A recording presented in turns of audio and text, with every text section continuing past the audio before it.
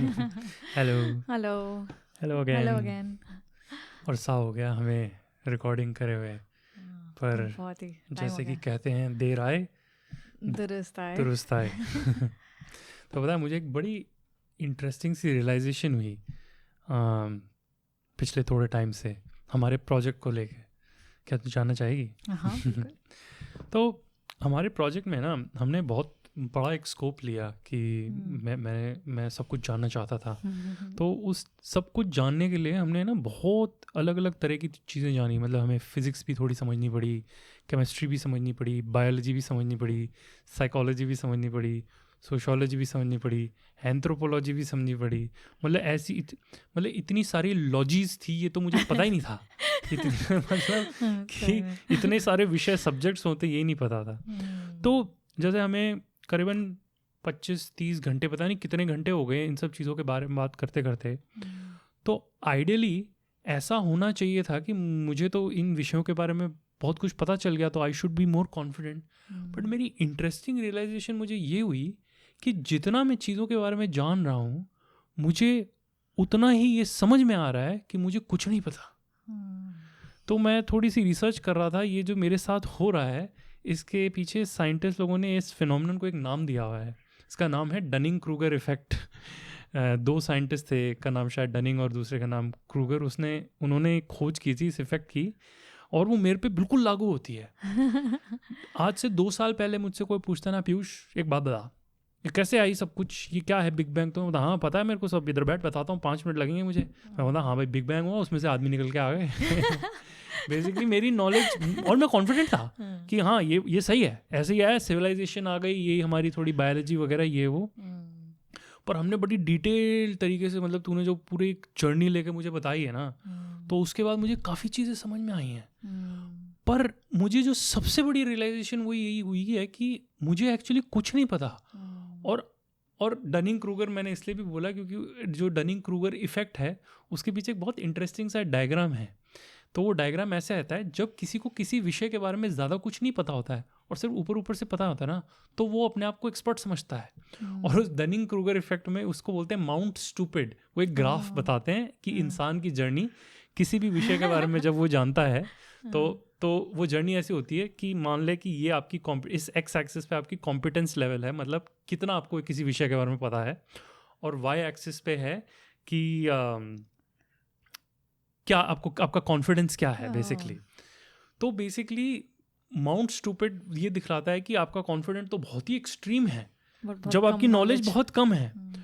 और उसके बाद एक न्यू गिरता है ग्राफ, इसको बोलते हैं वैली ऑफ डिस्पेयर। तो मुझे लग रहा है कि पिछले जितने एपिसोड्स हमने लगाए हैं ना, मैं तो इस वैली ऑफ डिस्पेयर के अंदर गिरे जा रहा हूँ, और मुझे पता नहीं है वैली कितना नीचे जाती है। बट एक इंटरेस्टिंग रियलाइजेशन मुझे ये हुई कि मुझे बड़ा मज़ा आ रहा है इस रोलर कोस्टर राइड में नीचे जाने में, कि मुझे नहीं पता कितनी गहराई है। तो मेरे को इसलिए भी ये अच्छा लगा बिकॉज तूने एक बहुत इंपॉर्टेंट बात कही थी, मुझे याद नहीं, शायद पिछले 2 एपिसोड पहले या 3 एपिसोड पहले, कि किसी भी इंसान को अपने अंदर वर्चूज़ इनकलकेट करने हैं। तो I think the first step which you have done for yourself, which may be I am now finally realizing, is कि first you must admit that I don't know. अपनी अज्ञानता को admit कर ले आदमी, तो ही वो ज्ञान की तरफ बढ़ सकता है। तो शायद मेरी ये जो डनिंग क्रूगर की जो जर्नी चल रही है उसमें मुझे इतना तो समझ में आ गया कि आई डोंट नो। अब मुझे ये पता चल रहा है कि मेरी अननोन का स्कोप कितना बड़ा है, इस ब्रह्मांड जितना बड़ा है मेरी अज्ञानता का स्कोप। तो मुझे बड़ा मज़ा आ रहा है ये जर्नी लेने में, भले ही हम थोड़े देर आए तो बड़े दुरुस्त आए, क्योंकि मैं एकदम इस डनिंग क्रूगर की राइड में बड़ा मोटिवेटेड हूँ और जाने को। तो उसी से कंटिन्यू करते हैं। पिछली बार हमने बात की, हम पिछले कई टाइम से हम बात कर रहे हैं सिविलाइजेशंस की। तो उन्हें बड़ा अच्छे से बताया कि एक सिविलाइजेशन के लिए बुनियादी क्या क्या चीज़ें चाहिए होती है और कैसे कैसे आती गई।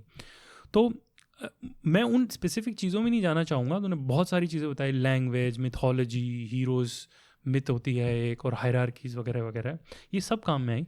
और तूने इन सब चीज़ों को दर्शाने के लिए, एग्जाम्पल्स के लिए, तूने कई पुरानी सिविलाइजेशंस के नाम लिए, सिटीज़ के भी नाम लिए। जैसे एक सुमेर की सिविलाइजेशन हो गई, तूने कहीं पे उरुक की बात की, वैसे तूने कहीं पे बात की इंडस वैली सिविलाइजेशन जिसमें हड़प्पा मोहनजोदारो आते हैं। तो मेरे मन में ना एक प्रश्न ये आ रहा था कि ये जो भी तूने नाम लिया ये, और ये काफ़ी सिविलाइजेशन उस टाइम के हिसाब से एडवांस भी थी, तो मेरे मन में प्रश्न ये है कि ये आज क्यों नहीं है, ये क्यों विलुप्त, ये सारी जितने भी तूने उदाहरण लिए ये सारी की सारी क्यों विलुप्त हो गई। मतलब कहने का मतलब जैसे मेरे मम्मी पापा हैदराबाद में रहते हैं, तो कई बार मैं बोलता हूँ कौन तू कहाँ से आता है, भाई मैं हैदराबादी हूँ, हैदराबाद से रहने वाला हैदराबादी। वैसे आज की तारीख में कोई उरुकवादी क्यों नहीं दिखता है। मतलब ये क्या ये कारण है कि ये इनमें से कोई भी जो तूने नाम लिए, कोई भी पुरानी जो सिविलाइजेशन है वो आज नहीं है, और उन्हीं जगहों पे नई सिटीज़ के नाम आ गए।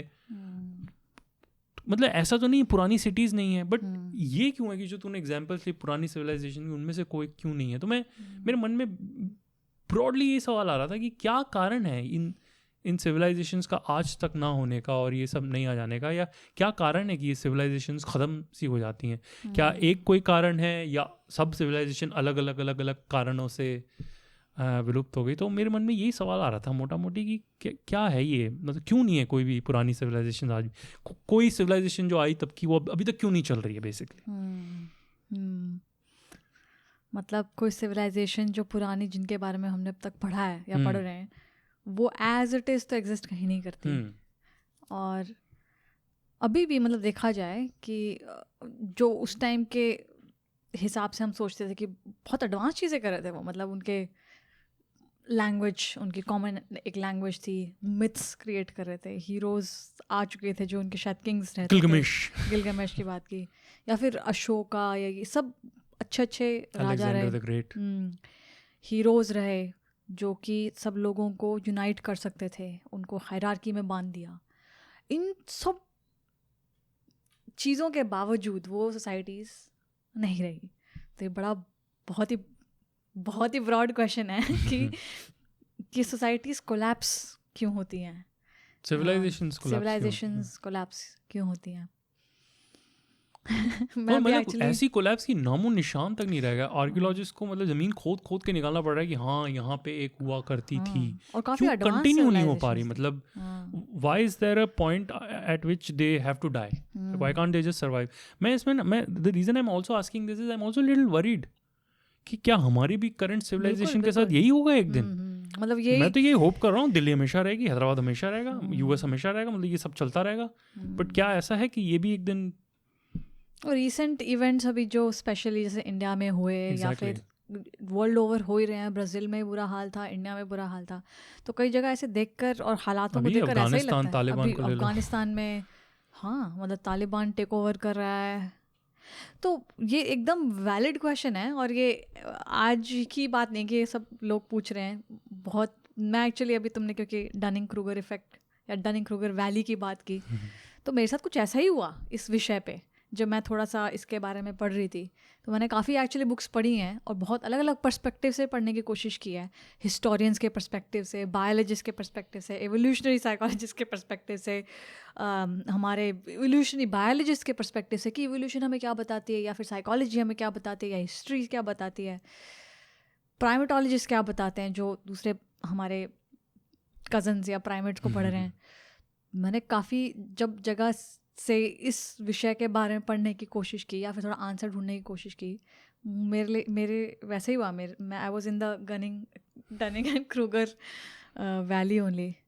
इनफैक्ट एक डनिंग क्रूगर वैली से रिलेटेड मुझे एक एक्चुअल चीज़ याद आ रही थी। किसी ने कहीं मैंने पढ़ा था पहले कि नॉलेज अगर किसी विषय की तुम लेने लगो तो knowledge is like filling air in a balloon.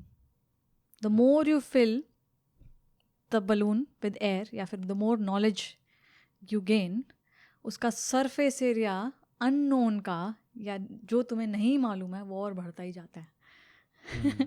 तो मुझे वो विजुअलाइजेशन हमेशा ऐसे दिमाग में रहते हैं कि हाँ मेरे साथ एग्जैक्टली वही है। तुम जितना पढ़ते तुम्हें लगता है अरे ये तो हमें नहीं पता, लेकिन ये हमें नहीं पता। हाँ, बेसिकली हम किसी भी चीज़ के बारे में जितनी ज़्यादा नॉलेज लेते हैं तो अगर अच्छे से ले रहे हैं तो हमें ये समझ में आएगा कि हमें कितना नहीं पता है उस विषय के बारे में। तो कुछ ये विषय एक्चुअली क्या है, अब हम प्रॉपर सोशल साइंसेस जो बोलते हैं, पहले हम थोड़ा साइंसेस में जा रहे थे, हमने थोड़ा सा सोशल साइंस के बारे में भी जानने की कोशिश की, हम हिस्ट्री की बात कर रहे हैं। अब ये टॉपिक कि सोसाइटीज़ कैसे एक तो इंटरैक्ट करती हैं और क्या रीजंस रहते हैं कि वो कोलैप्स कर जाती है। ये प्रॉपर सोशल साइंसेस का टॉपिक है। अच्छा। और इस विषय पे बहुत डायरेक्शन से पढ़ा जा सकता है। मतलब लोग सोशल साइंसेस पढ़ने वाले मतलब अपने आप में रिसर्चर्स भी रह चुके हैं, तो उनको पढ़ सकते हो। और आई थिंक एक जगह से पढ़ना, एक पर्सपेक्टिव लेना मेरे ख्याल में सफिशेंट नहीं है, क्योंकि सोसाइटीज़ और हम ह्यूमन बीइंग्स बड़े कॉम्प्लेक्स हैं। सो एक ही जगह से उसको अप्रोच करना आई थिंक बड़ी फुल पिक्चर लेना नहीं होगा। तो इसलिए मैंने कई तरीके से उसको अप्रोच करने की कोशिश की। इनफैक्ट अभी हम युवल नोह हरारी की बात कर रहे थे कि उन्होंने उनकी बुक सेपियंस की हमने बात की। तो मैं एक्चुअली अगर उन्हीं की अगेन जर्नी को आगे बढ़ाएं तो उन्होंने एक बड़ा क्वेश्चन ये पोज किया कि हम what is the arrow of history.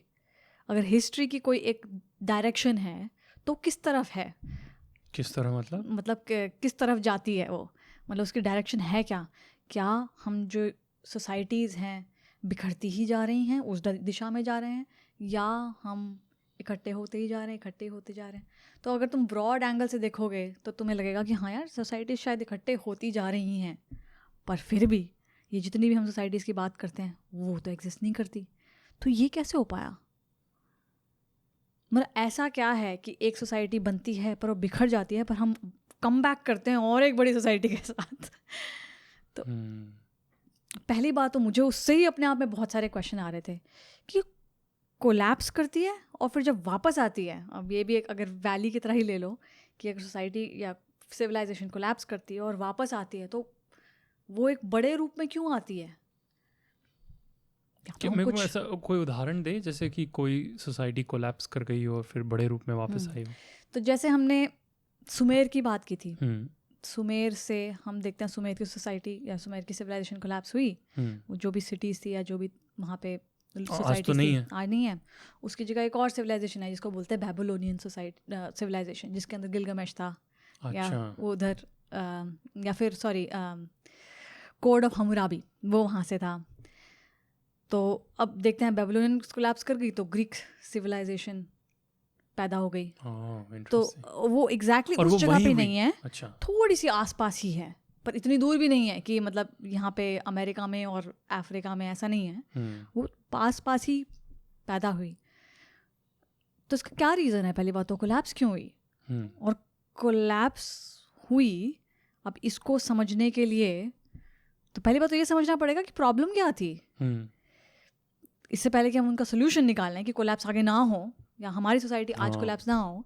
अगर इसके लिए हम सोल्यूशन निकालना चाहते हैं तो पहले प्रॉब्लम तो समझें। हाँ, शायद किसने पता नहीं आइंस्टाइन ने बोला था, किसी ने बोला था कि किसी भी प्रॉब्लम को सॉल्व करना है तो 95% टाइम आपको प्रॉब्लम समझने पे लगाना चाहिए और अपने आप सोल्यूशन 5% टाइम जो बचा है उसमें आ जाएगा। करेक्ट, क्योंकि अगर तुमने प्रॉब्लम को अच्छे से तोड़ के देख लिया तो उसका सोल्यूशन भी शायद निकल के आ जाए। It'll be obvious to you what the solution is. क्योंकि कोलैप्स होना तो एक इवेंट है, बट इवेंट के नीचे क्या क्या गया ये हमें नहीं पता है। तो क्या हम जानने की कोशिश कर सकते हैं? मैं जानना चाहूँगा कि क्या कारण है कि सिविलाइजेशंस कोलैप्स होते हैं, मतलब प्रॉब्लम क्या है, और फिर हम सोल्यूशन भी निकाल सकते हैं शायद। तो मैं एक्चुअली अगेन हिस्ट्री सोसाइटी जिन सिविलाइजेशन की हम बात कर रहे हैं वो हिस्ट्री में एग्जिस्ट करती हैं, तो मुझे लगा हिस्ट्री क्या बताती है इसके बारे में ज़रा पढ़ा जाए। तो हिस्ट्री में अगेन मैंने शुरुआत जब की अपनी थोड़ी सी पढ़ने की तो मेरे को पहली बारी एक थियोरी है, बेसिकली एक धारणा है समझ लो, जो सोशल साइंसेस में बहुत प्रेवलेंट है या प्रचलित है, और वो हिस्टोरियन से आती है, और वो उस थियोरी का नाम है कॉन्फ्लिक्ट थियोरी। तो मुझे लगा हाँ ये सही आंसर होगा, मतभेद की थियोरी। हाँ, मतभेद ही कैसे होता है पता लग जाए तो अच्छी बात है। तो उन्होंने बड़ा मतलब उनका मानना ये है मोटा मोटा, और ये conflict theory by the way Karl Marx ने दी थी 1800s के अंदर। कार्ल मार्क्स एक्चुअली फेमस किसी और ही चीज़ के लिए हुए, मार्क्सिज्म के या कम्युनिज्म, उनकी फिलॉसफी को यूज़ करे। कम्युनिज्म एक तरीके से फिलॉसफी अपनाई गई थी सोसाइटीज़ को बचाने के लिए, बट एक्चुअली उन्होंने 1800s के अंदर एक कॉन्फ्लिक्ट थियोरी दी थी। क्या बताती है कॉन्फ्लिक्ट थियोरी? तो कॉन्फ्लिक्ट थियोरी का मानना ये है कि अगर हमारे पास लिमिटेड रिसोर्सेज हैं, अगर हम एक सोसाइटी में रहते हैं, हमारे पास लिमिटेड रिसोर्स मतलब लिमिटेड पानी है, लिमिटेड खाना है, लिमिटेड स्पेस है रहने का लोगों को, तो लिमिटेड रिसोर्सेज हैं और उसके हिसाब से जितने लोग रह रहे हैं वो लोग हैं।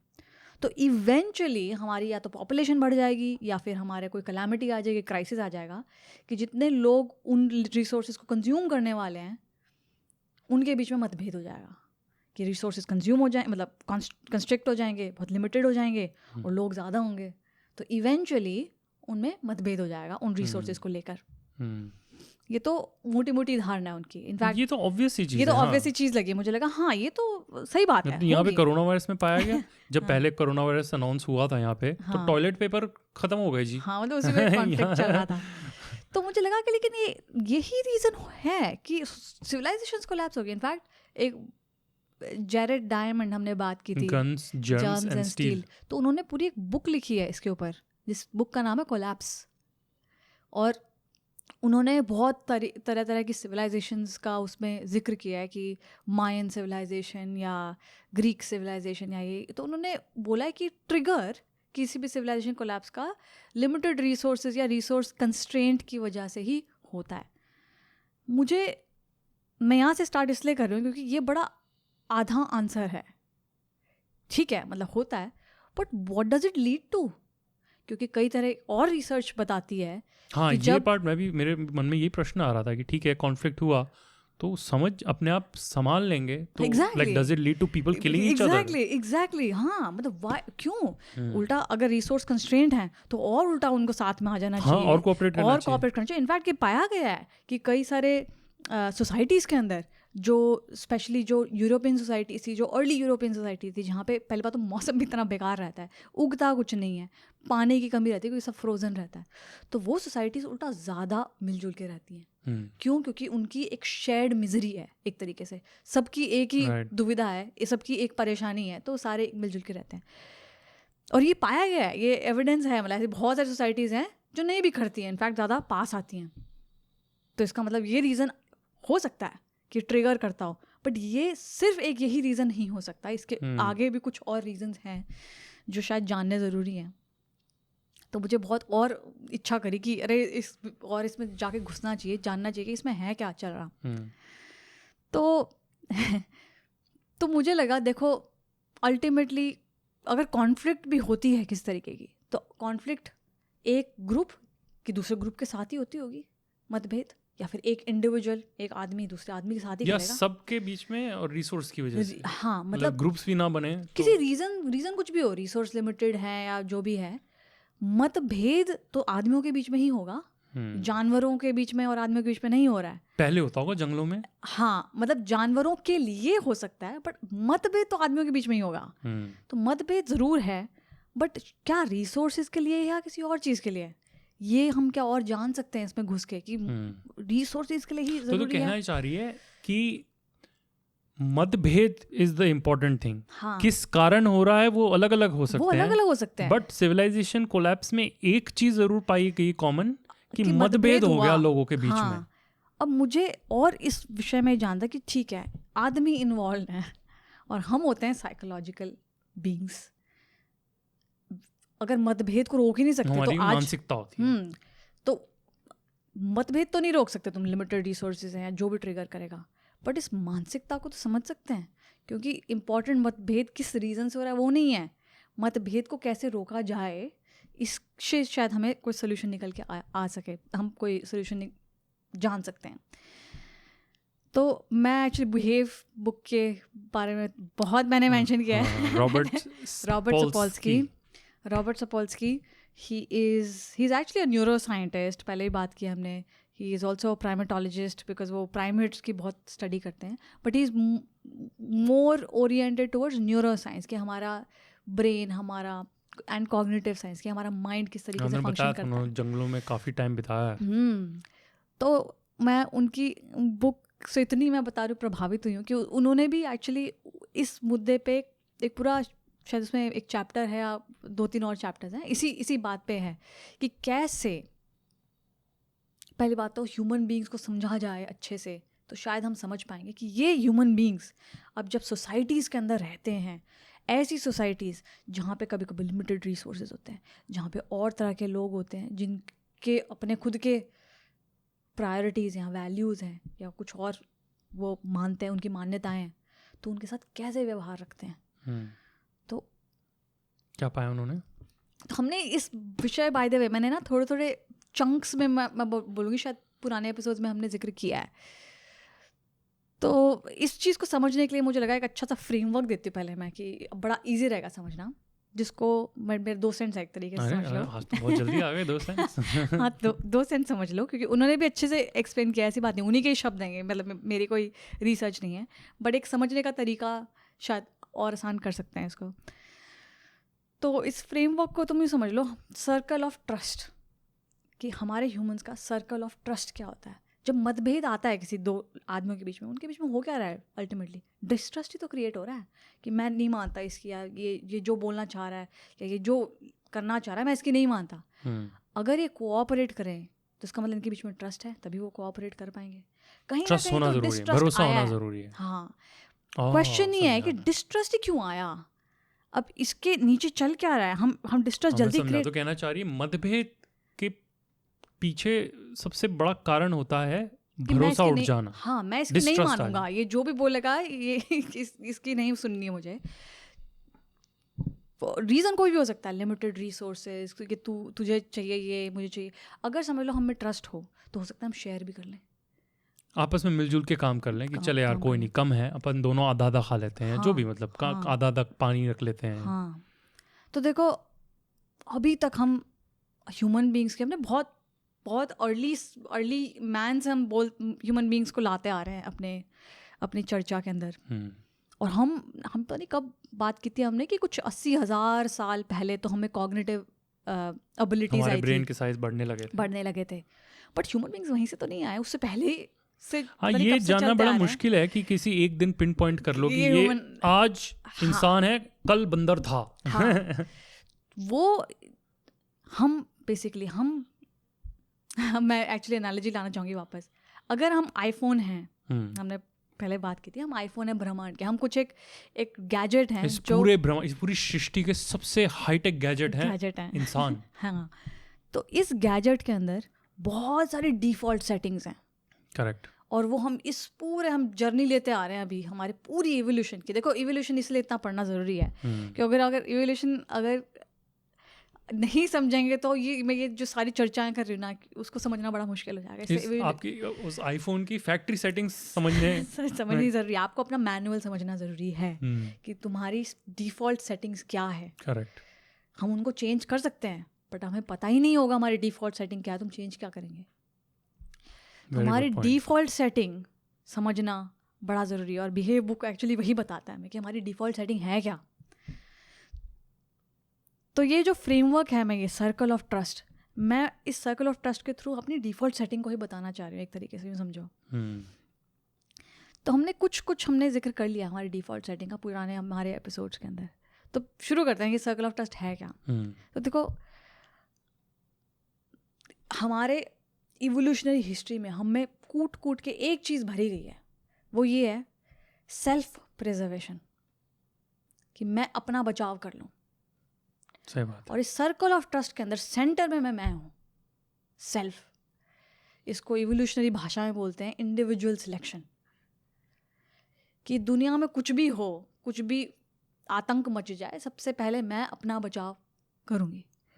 और तो हमारी सबसे पहली प्रायोरिटी होती है खुद का बचाव करना। ये हमने समझ लिया है, और ये इवोल्यूशनरी भाषा में हर कोई रिलेट कर सकता है। मैं कह रही हूँ, मैंने मतलब इस बुक को पढ़ी थी, मुझे एक बड़ा एग्जाम्पल क्लिक किया।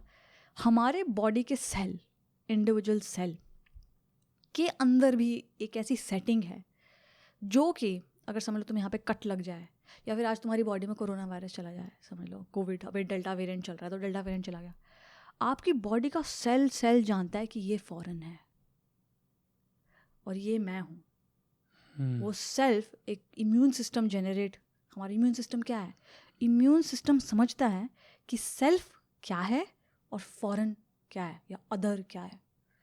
तो हमें इतना कूट के भरा हुआ है, सोचो हमारे शरीर के कण कण में है ये सेटिंग। तो ये सिर्फ हवा की बात नहीं है कि हम सेल्फ प्रिजर्वेशन करते हैं, दिस इज ये हमारे एक एक सेल में है, हमारा पूरा इम्यून सिस्टम इसी पे फंक्शन करता है, बिकॉज वो जानता है कि तुम क्या हो, पीयूष अग्रवाल क्या है, मतलब जिसको मैं पीयूष अग्रवाल बोल रही हूँ, और बाहर से कुछ भी आता है तुम्हारी बॉडी में तो वो पहचान लेता है उसको। तो ये साइकोलॉजिकल लेवल पे पहचानना ज़्यादा मुश्किल नहीं है, क्योंकि और ये हमारे अनकॉन्शियस लेवल तक गड़ा हुआ है हमारे बॉडी के सेल में, तो तुम समझ ही सकते हो। राइट। सेंटर में आता है सेल्फ प्रिजर्वेशन, इंडिविजुअल सिलेक्शन, जैसे इवोल्यूशनरी लैंग्वेज में बोलते हैं। उस सर्कल से थोड़ा और बाहर निकलो तो एक और सर्कल बनता है, मतलब हमारा सर्कल थोड़ा और बढ़ा दो, बाउंड्रीज थोड़ी आगे बाहर निकालो। बीवी बच्चे माँ बाप, हमने बात की थी, किन सिलेक्शन बोलते हैं जिसको। बीवी बच्चे हमारे बेसिकली पहली बात तो खून ब्लड रिलेशन से जो हैं, तो हमने कुछ पहले याद है हमने बात की थी, आई डोंट रिमेंबर कौन से एपिसोड में, कि अगर इफ़ तुम्हारी बहन और तुम में 50% DNA सेम है, करेक्ट, और तुम एक बार रिप्रोड्यूस करो, मतलब तुम्हारा एक बच्चा और या तुम्हारी बहन 2 बार रिप्रोड्यूस करे, it's one and the same thing in evolutionary terms. Subconscious में इतनी मैथमेटिक्स चलती है। हाँ कि अगर तुम्हें आज ऐसी सिचुएशन में डाल दिया जाए कि वो 2 को बचाना है, या फिर अगर वो दो को बचाना है या तुम्हें अपने आप को बचाना है, then you will probably choose वो 2 ओवर योरसेल्फ और समथिंग लाइक दैट। मतलब कैलकुलेशन करते रहो, एंड ऐसे कजन्स और तुम्हारे रिलेटिव्स, मतलब आप कॉन्शियसली नहीं करते, रोड क्रॉस कर रहा है वो मर रहा है तो कि अरे इसे कितने % बैठ रहा है, नहीं 75% बैठ रहा है, मैं नहीं बचाऊंगा। कहने का मतलब तुम्हारे शरीर के अंदर ये सेटिंग्स हैं, वो अपने आप चलता है। ये तुम अपने बहन और अपने भाई दूसरों को दिखेगा कि अरे कितना बढ़िया आदमी है, तो कूद के बचा लिया इसने अपने भांजे भांजी को, बट एक्चुअली क्या प्रोग्राम क्यों बचाया, ये साइंटिस्ट ने इसलिए पहचाना है क्योंकि वो कैलकुलेशन चल रही है। मतलब किसी स्ट्रेंजर की बजाय तुम अपने बहन भाई को क्यों बचाओगे, इसका क्या आंसर है? अरे तुम भी जानते हो कि मेरा ब्लड रिलेटिव भाई, मेरा भाई, ये क्या है, मेरा भाई है मेरा बहन। ये मिथोलॉजी लेयर है, और जो अंदर प्रोग्रामिंग चल रही है वो बायोलॉजी लेयर है। बायोलॉजी लेयर पे यूं भी मैं किन सिलेक्शन, हमारी बाउंड्री थोड़ी बढ़ाओ, तो सेल से किन सिलेक्शन। फिर हम देखते हैं थोड़ी और बाउंड्री बढ़ाओ, तो हमने थोड़ी और हमने बातें की जिसको एक्चुअली रॉबर्ट सपोल्स्की बोलते हैं सूडोकिन। मतलब सूडो को क्या बोलेंगे, अगर जो दिखता है पर है नहीं, जैसा है ना, किन जैसा, मतलब तुम्हारे हाँ तुम्हारे किन तुम्हारे रिश्तेदार जैसा। जैसे तुम रिश्तेदार से प्रोटेक्ट अपनी रिलेशन तुम्हारा बहुत स्ट्रांग है, सबसे पहले खुद से रिलेशन तुम्हारा सबसे। मैं समझ गया, जैसे टीममेट्स हो गए, या मेरे जैसे किसी रिलीजन में विश्वास करते हैं वो हो गए। ये क्या है सब, ये मेरे कंट्रीमैन हो गए। इसका मतलब तुमने जिस ग्रुप को चूज किया based on let's say a myth, तो अब मिथ आ गए हैं। हाँ, दे आर योर सूडोकिन्स, कि वो किन जैसे हैं, तुम्हारे रिश्तेदार जैसे ही हैं। क्यों? क्योंकि तुमने कोई एक रिलेशन में बांध लिया उनको, वो रिलेशन तुम्हारे मिथ डिक्टेट करता है। जितना पावरफुल मिथ उतना पावरफुल तुम्हारा रिलेशन उनके साथ। That's another very important utility of myth. हाँ, तो अब ये सर्कल ऑफ ट्रस्ट थोड़ा और बढ़ गया है। इसके बाद क्या करे आदमी? अगर कोई ऐसा आदमी तुम्हें मिल जाता है जिसके ना तुम कोई मिथ शेयर करते हो जिसके साथ, या फिर तुम उसको नहीं जानते, अनजान इंसान, एकदम ही स्ट्रेंजर, जिससे कोई कनेक्शन ही नहीं है, मेरा कोई कनेक्शन ही नहीं है, जिससे कोई रिलेशन नहीं है, एक तरीके से समझ लो रिलेशन। ये रिलेशन बड़ी इंपॉर्टेंट चीज़ है, मतलब क्योंकि हमारा रिलेशन ही हमारा एक्शन को एक तरीके से quite literally there is no way I can relate to that person. Like I have no animosity, but I am like तू क्या चीज़ है भाई, तू इंसान है, इतना दिख रहा है, बट तू कौन से देश से है, क्या है, मुझे नहीं पता, कुछ नहीं पता है। इस सिचुएशन में क्या करोगे? और बड़ा डाउटफुल होगा, मतलब इसमें तो ऐसे ट्रस्ट करना डाउटफुल होगा। ट्रस्ट एस्टैब्लिश ही कैसे होगा? तो कैसे एस्टैब्लिश करेगा कोई? या फिर ऐसी सिचुएशन में ह्यूमन बीइंग्स कैसे डील करेंगे? तो मुझे इसमें फिर मेंशन ये किया गया, ये जिक्र किया गया, ये स्टडीज़ की गई कि ऐसे सिचुएशन में हम कैसे डील करते हैं। और एग्जांपल दूं, मतलब आज की डेट में करते ही हैं डील।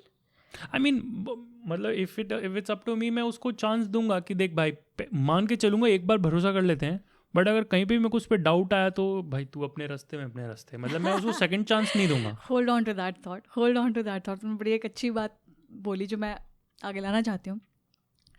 एग्जैक्टली तुम अभी एकदम ही बिल्कुल कुछ रिलेशन नहीं है साथ में के साथ, एकदम ही स्ट्रेंजर है ये, तो कैसे करोगे? आई विल कॉशियसली हाँ एंगेजिंग विद दैट पर्सन. हाँ, तो देखो साइंटिफिकली क्या स्टडी की गई और इसका क्या क्या आंसर निकले, तो मैं उसके बारे में थोड़ा सा कहानी बताना चाहूँगी. तो जब मैं ये बुक पढ़ रही थी तो मेरे को ना एक और प्राइमेटोलॉजिस्ट, उनका नाम है France डेवाल. He is a very famous, बहुत प्रसिद्ध है. Actually it's funny क्योंकि मैंने जितनी उनकी और बुक्स पढ़ी, जैसे मैंने एक्चुअली सेपियंस पढ़ी, बिहेव पढ़ी, मैंने actually thinking fast and slow के बारे में बात किया था, डैनियल kahneman, इन सब ने फ्रांस डेवाल का मेंशन किया है अपनी बुक में. तो मेरे लिए बहुत इंपॉर्टेंट हो गया था एक बार पढ़ना कि उन्होंने क्या किया, भाई जाना जाए, मतलब व्हाट हैज़ ही डन. तो फ्रांस डेवाल ने actually he is a primatologist. Primatologist का काम क्या होता है, हमारे कजन्स जंगलों में जाके बंदरों को ऑब्जर्व करते हैं. हाँ, quite simply put, over simplified. हाँ देखो, हम ह्यूमन बींग्स को तो ऑब्जर्व कर ही सकते हैं, बट एक कंट्रोल्ड एनवायरनमेंट में कभी नहीं कर सकते ह्यूमन बींग्स को बैठा के, हाँ भाई उनको एक्सपेरिमेंट कराए, कैसे करोगे तुम ये. वो भी किया है, वो भी हमने पहले थोड़े से एक्सपेरिमेंट्स किए हैं, और वो actually thinking fast and slow जो बुक है मैंने बताया था उसके अंदर भी किए हैं. बट ह्यूमन बींग्स को पता होता है कि हमारे पे हमें ऑब्जर्व किया जा रहा है, तो वो शायद इतना ऑथेंटिक नहीं हो, बट जंगलों में वो मैं बताती हूँ, बड़े इंटरेस्टिंग. तो मैं पहले प्राइमेटोलॉजी स्टार्ट करती हूँ, फिर ह्यूमंस पे क्या करेंगे उस पे जाते हैं. Come back to Frans de Waal. In fact okay Google, who is Frans de Waal? According to Wikipedia, Franciscus Bernardus Maria Franz de Waal is a Dutch primatologist and ethologist. He is the Charles Howard Candler Professor of. क्या ये अभी ethologist क्या बीमारी है? I don't know. इतने तो logy और इतने लॉजिस्ट. Okay Google, what is an ethologist? According to Wikipedia, apologetics is the. Okay Google, what is an ethologist? Here's a summary from the website. Animal behavior. Ethology Correct. is the study of animal behavior. Which is what he has done essentially. So तो इसमें और primatologist is बहुत तरह की चीजें कर सकते हैं. Specific to primates behaviour, ethologist is all animal behaviour. तभी वो हाथी की फोटो है. और behaviour which is so interesting. तो उन्होंने हमारे जो कजन्स हैं उनके बिहेवियर को जानने की कोशिश की कि भाई उनका क्या बिहेवियर होता है. तो ना उनकी एक मैं बुक पढ़ रही थी, आर इनर एप. वो मैं क्या बोलूँ, मुझे आर इनर एप हमारे अंदरूनी बंदर, हमारा अंदरूनी बंदर. हाँ यही समझ लो कि वो क्या है. तो यार देखो, उनकी मैं थोड़ी कहानी बताऊँ तो France डेवाल, he is actually from Netherlands country, Dutch.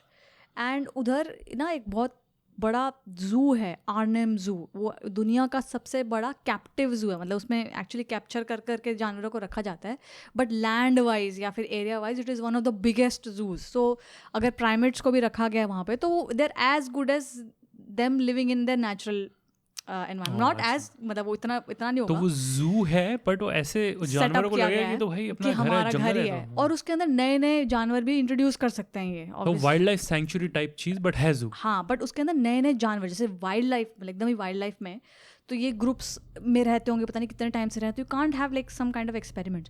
Whereas अगर ज़ू में है, so you can introduce new primates into existing groups for example, and then see their behaviour कि इनमें क्या हलचल मचती है, क्या नहीं मचता है. और ये देखो, कुछ इनको कम से कम नहीं तो 50 साल हो गए हैं उस आर्नम ज़ू के अंदर. इन्होंने इतने सालों तक रिसर्च रखी कि वो हर एक प्राइमेट, या चिंपैंजीज थे या बोनोबोस, ये 2 तरह के प्राइमेट्स हैं जिनके ऊपर इन्होंने रिसर्च किया है. उनको कई सालों तक इन्होंने ऑब्जर्व किया कि इनका बिहेवियर क्या है. उनको अलग अलग नाम रख दिए उन्होंने कि इसका नाम, जैसे हमारा नाम है ना, जैसे पीयूष और मोनिका, ऐसे उनके नाम रख दिए अलग अलग.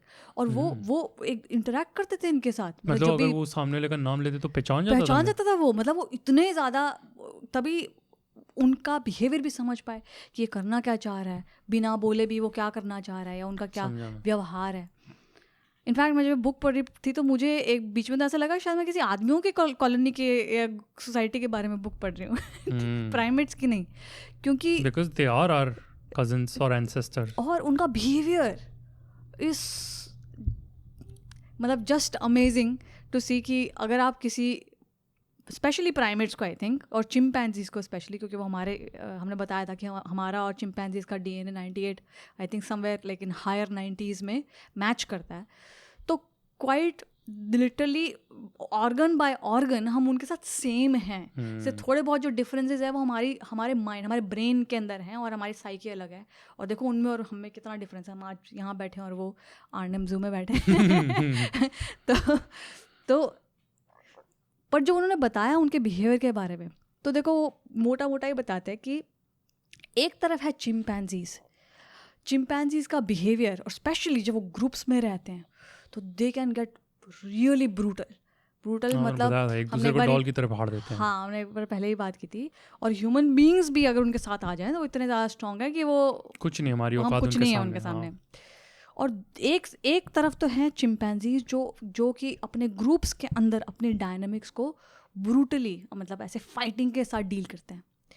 और एक दूसरी तरफ है बोनोबोस एक तरह के प्राइमेट्स ही होते हैं. कैसे देखो, okay Google, what do bonobos look like? On the website bbc.com, they say a typical bonobo has. Okay, Google, show pictures of bonobos. I don't know, but I found these results on search. Oh, अच्छा. ये देखो दिखते दूर से ऐसे लगा तो मैं चिंपैंजीज टाइप ही हैं, बट ये अपने स्ट्रक्चर में थोड़े छोटे होते हैं और थोड़े उनकी अपर बॉडी चिंपैंजीज थोड़ी कम बल्की होती है. अब चिंपैंजीज क्योंकि फाइटिंग में ज़्यादा रहते हैं, तो समझ लो जैसे हमारे क्या होता है, अगर हम जिम में जाएं तो हमारे डोले वोले आ जाते हैं. चिंपैंजीज के भी वैसे ही रहते हैं. इनके इतने नहीं रहते.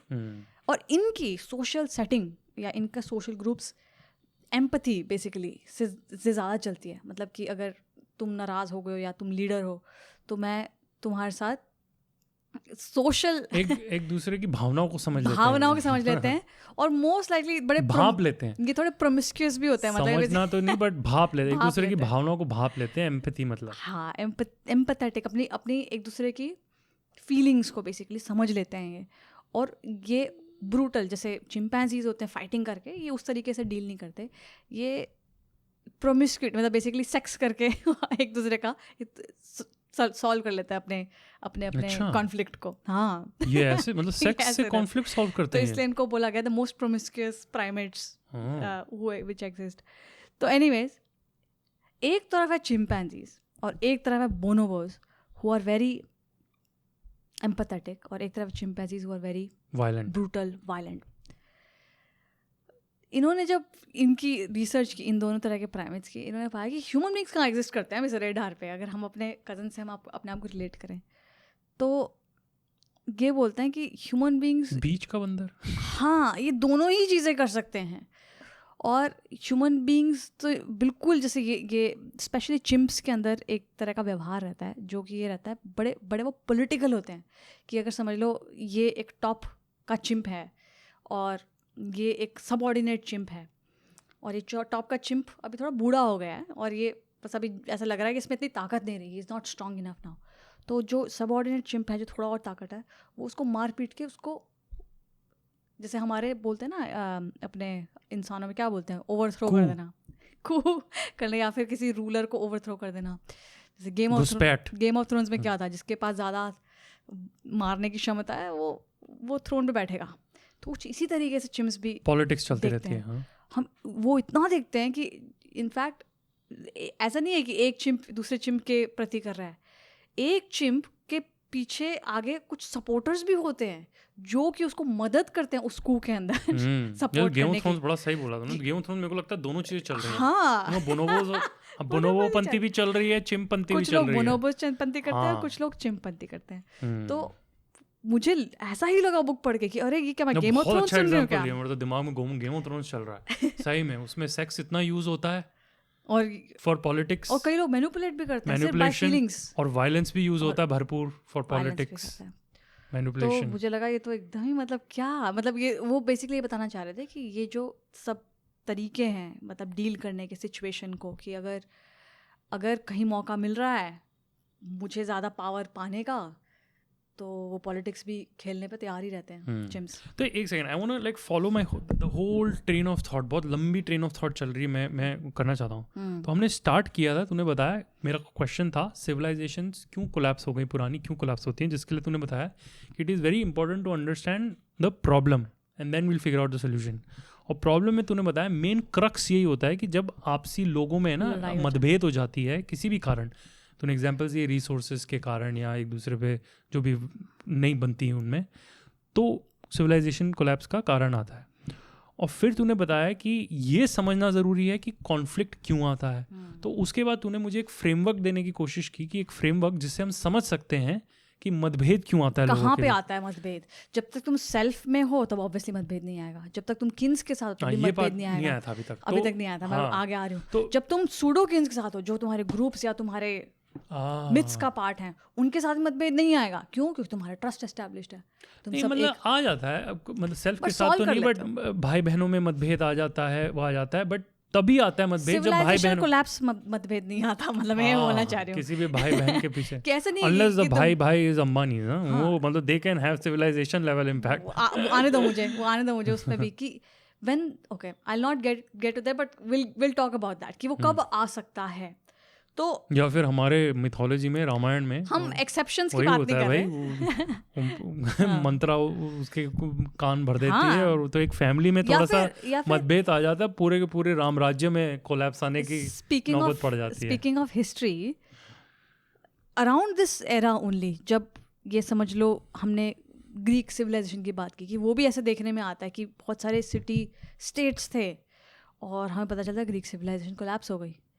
इनफैक्ट अभी हम ओलंपिक्स की बात चल रही थी थोड़े दिन पहले कि ओलंपिक्स अभी कौन जीता था? Neeraj Chopra, I think he won the first athletic gold medal from India some hundreds of years. Olympics की शुरुआत एक्चुअली सोचो ग्रीक सिविलाइजेशन में ही हुई थी और कुछ 600-700 साल तक ओलंपिक्स चले। और कब हुई थी ओलंपिक्स? कब स्टार्ट हुए? कुछ 700 BC की 700 BC, मतलब लगभग 700 BC के साथ। Okay Google, when were the first Olympics held? Maybe it'll give April 6, 1896. I was wondering. So 1896 में वापस आए ये। अच्छा। But first जो थे कोई एक olympiad. How old is Olympics? Okay Google. Okay Google. How old is Olympic Games?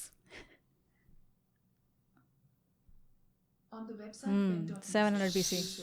Although the ancient games were staged in Olympia, 776 BC, मतलब आज से करीबन 2700-2800 साल पुरानी बात है ये। तो मैं पॉइंट ये बोलना चाह रही थी कि अगर उस टाइम पे फर्स्ट ओलंपिक्स रखे गए थे, कुछ क्या 400-500 या 600 साल तक चले और फिर 1890 के आसपास वापस आए। सोचो वो सिविलाइजेशन इतनी एडवांस थी और हमें वापस वही कॉन्सेप्ट लाने में इतने हजार, मतलब 1000-2000 साल लगे ऑलमोस्ट। तो ऐसा क्या है कि उतनी एडवांस सिविलाइजेशन तब की कोलैप्स हो गई। मतलब जो खेल भी कर रहे थे, गेम्स खेल रहे थे, एंटरटेनमेंट मतलब बताते हैं ग्रीक सिविलाइजेशन तो एकदम बहुत ही around that same time India के अंदर भी जो सिविलाइजेशन थी, जो भी थी, उसके बारे में भी एक्चुअली हमें पता है, कुछ लिखा गया है। एक सेज होते थे, मतलब एक ऋषि मुनि होते थे, उनका नाम था व्यास, और व्यास ने एक एपिक ऑफ महाभारत लिखी थी which was all about politics। अच्छा, मुझे नहीं पता महाभारत व्यास ने लिखी थी and it is all about Ved Vyas. हाँ, it's all about politics। जैसे ग्रीस में ये ग्रीक सिविलाइजेशन में सिटी स्टेट्स थे और वो आपस में लड़ लिए और उनकी सिविलाइजेशन कोलैप्स हो गई। ऐसे कुछ महाभारत में ही बताया जाता है, ये स्टेट्स थे अलग अलग, जिनके अलग अलग राजा थे, उनकी मतभेद हो गई और वो कोलैप्स हो गई। जो भी था, कुरुक्षेत्र की लड़ाई के बारे में बताते हैं।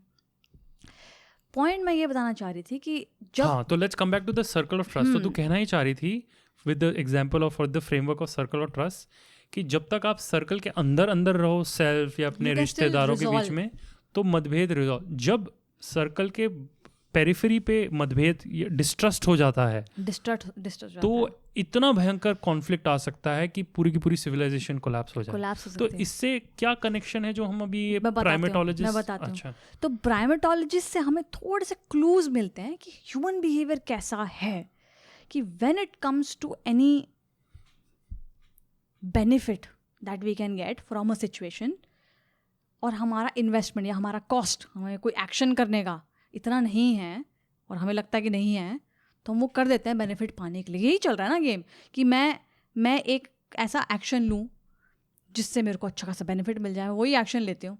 हमने लास्ट टाइम, मतलब you saying we act on incentives. अगर हमें कोई इंसेंटिव नहीं है, कोई रिवॉर्ड नहीं मिल रहा, तो हम नहीं करेंगे. हम आलसी हैं, क्यों करेंगे? आलसी प्राणी हैं हम. अगर रिवॉर्ड मिल रहा है कोई चीज़ को करने के लिए, तो हम उस काम को कर देंगे. प्राइमेट्स में भी ये मेंटल कैलकुलेशन चलती रहती है कि मेरे को ये एक्शन करने पे, क्या एक्शन करने पे, ये मेरे जो लीडर चिंप है इसके साथ भिड़ने में क्या रिवॉर्ड मिल रहा है. तो उनके अंदर भी ये कैलकुलेशन चलती है. वो छोड़ो, उसके साथ लड़ने वाले जो उसके सबऑर्डिनेट, जो उसके सपोर्टर्स हैं, जो कह रहे हैं कि हाँ तू लड़, इसको हम ओवरथ्रो करेंगे और फिर मुझे भी फ़ायदा होगा क्योंकि मैं तेरा हेल्प कर रहा हूँ, मैं तेरी हेल्प कर रहा हूँ. वो भी मेंटल कैलकुलेशन कर रहे हैं कि मेरा कितना कॉस्ट है, मैं क्या एक्शन ले लूँ और मेरे को रिवॉर्ड क्या मिलेगा. तो cost benefit analysis. Cost benefit analysis, हाँ, ये हर चीज़ में हम वैसे भी करते रहते हैं. अगर मुझे एक्सरसाइज करनी है तो मैं पहले अपना कॉस्ट देखूंगी, मेरा एफर्ट लगेगा, मुझे डेली भागने जाना है, बट रिवॉर्ड भी बहुत अच्छा है. बट जब सोशल इश्यूज आते हैं, स्पेशली वो सोशल इंटरेक्शंस जहाँ पे एकदम ही अननोन आदमी है, हम भी कुछ इसी तरीके से मेंटल कैलकुलेशन करते हैं कि भैया मेरा कॉस्ट क्या है, कि मैं कितना एफर्ट डालूँ और मेरे को बेनिफिट क्या मिल रहा है. ये हम एक बड़ा कोल्ड सा मेंटल एनालिसिस करते रहते हैं. बट एक और चीज़, अब देखो, एक उसी टाइम के आसपास जब ये जो फ्रांस डे वाला ये जब रिसर्च कर रहे थे कि प्राइमेटोलॉजिस्ट में क्या चलता है, क्या जाना जा सकता है उनके थ्रू ह्यूमन बिहेवियर के बारे में, एक और तो वो जो प्राइमेट्स होते हैं वो अनजान प्राइमेट्स के साथ कैसे बिहेवियर रखते हैं, आई एम श्योर वो इंटरेस्टिंग होगा ना वो भी. हाँ, वैसे भी वो भी उन्होंने किया गया. वो इसलिए मैं बोल रही थी कि जब उनको कंट्रोल्ड एनवायरनमेंट में देखा गया, जहाँ पे नए चिंपैंजी कई बार वो इंट्रोड्यूस कर देते हैं, उनका बिहेवियर क्या होता है, तो उन्होंने पाया उनमें भी ऐसी पॉलिटिक्स चलती है कि ये कौन है, इसमें ये हमें क्या देगा. अगर ये स्ट्रांग है तो हम इसको सपोर्ट करें, अगर ये वीक है तो बाहर में जाए.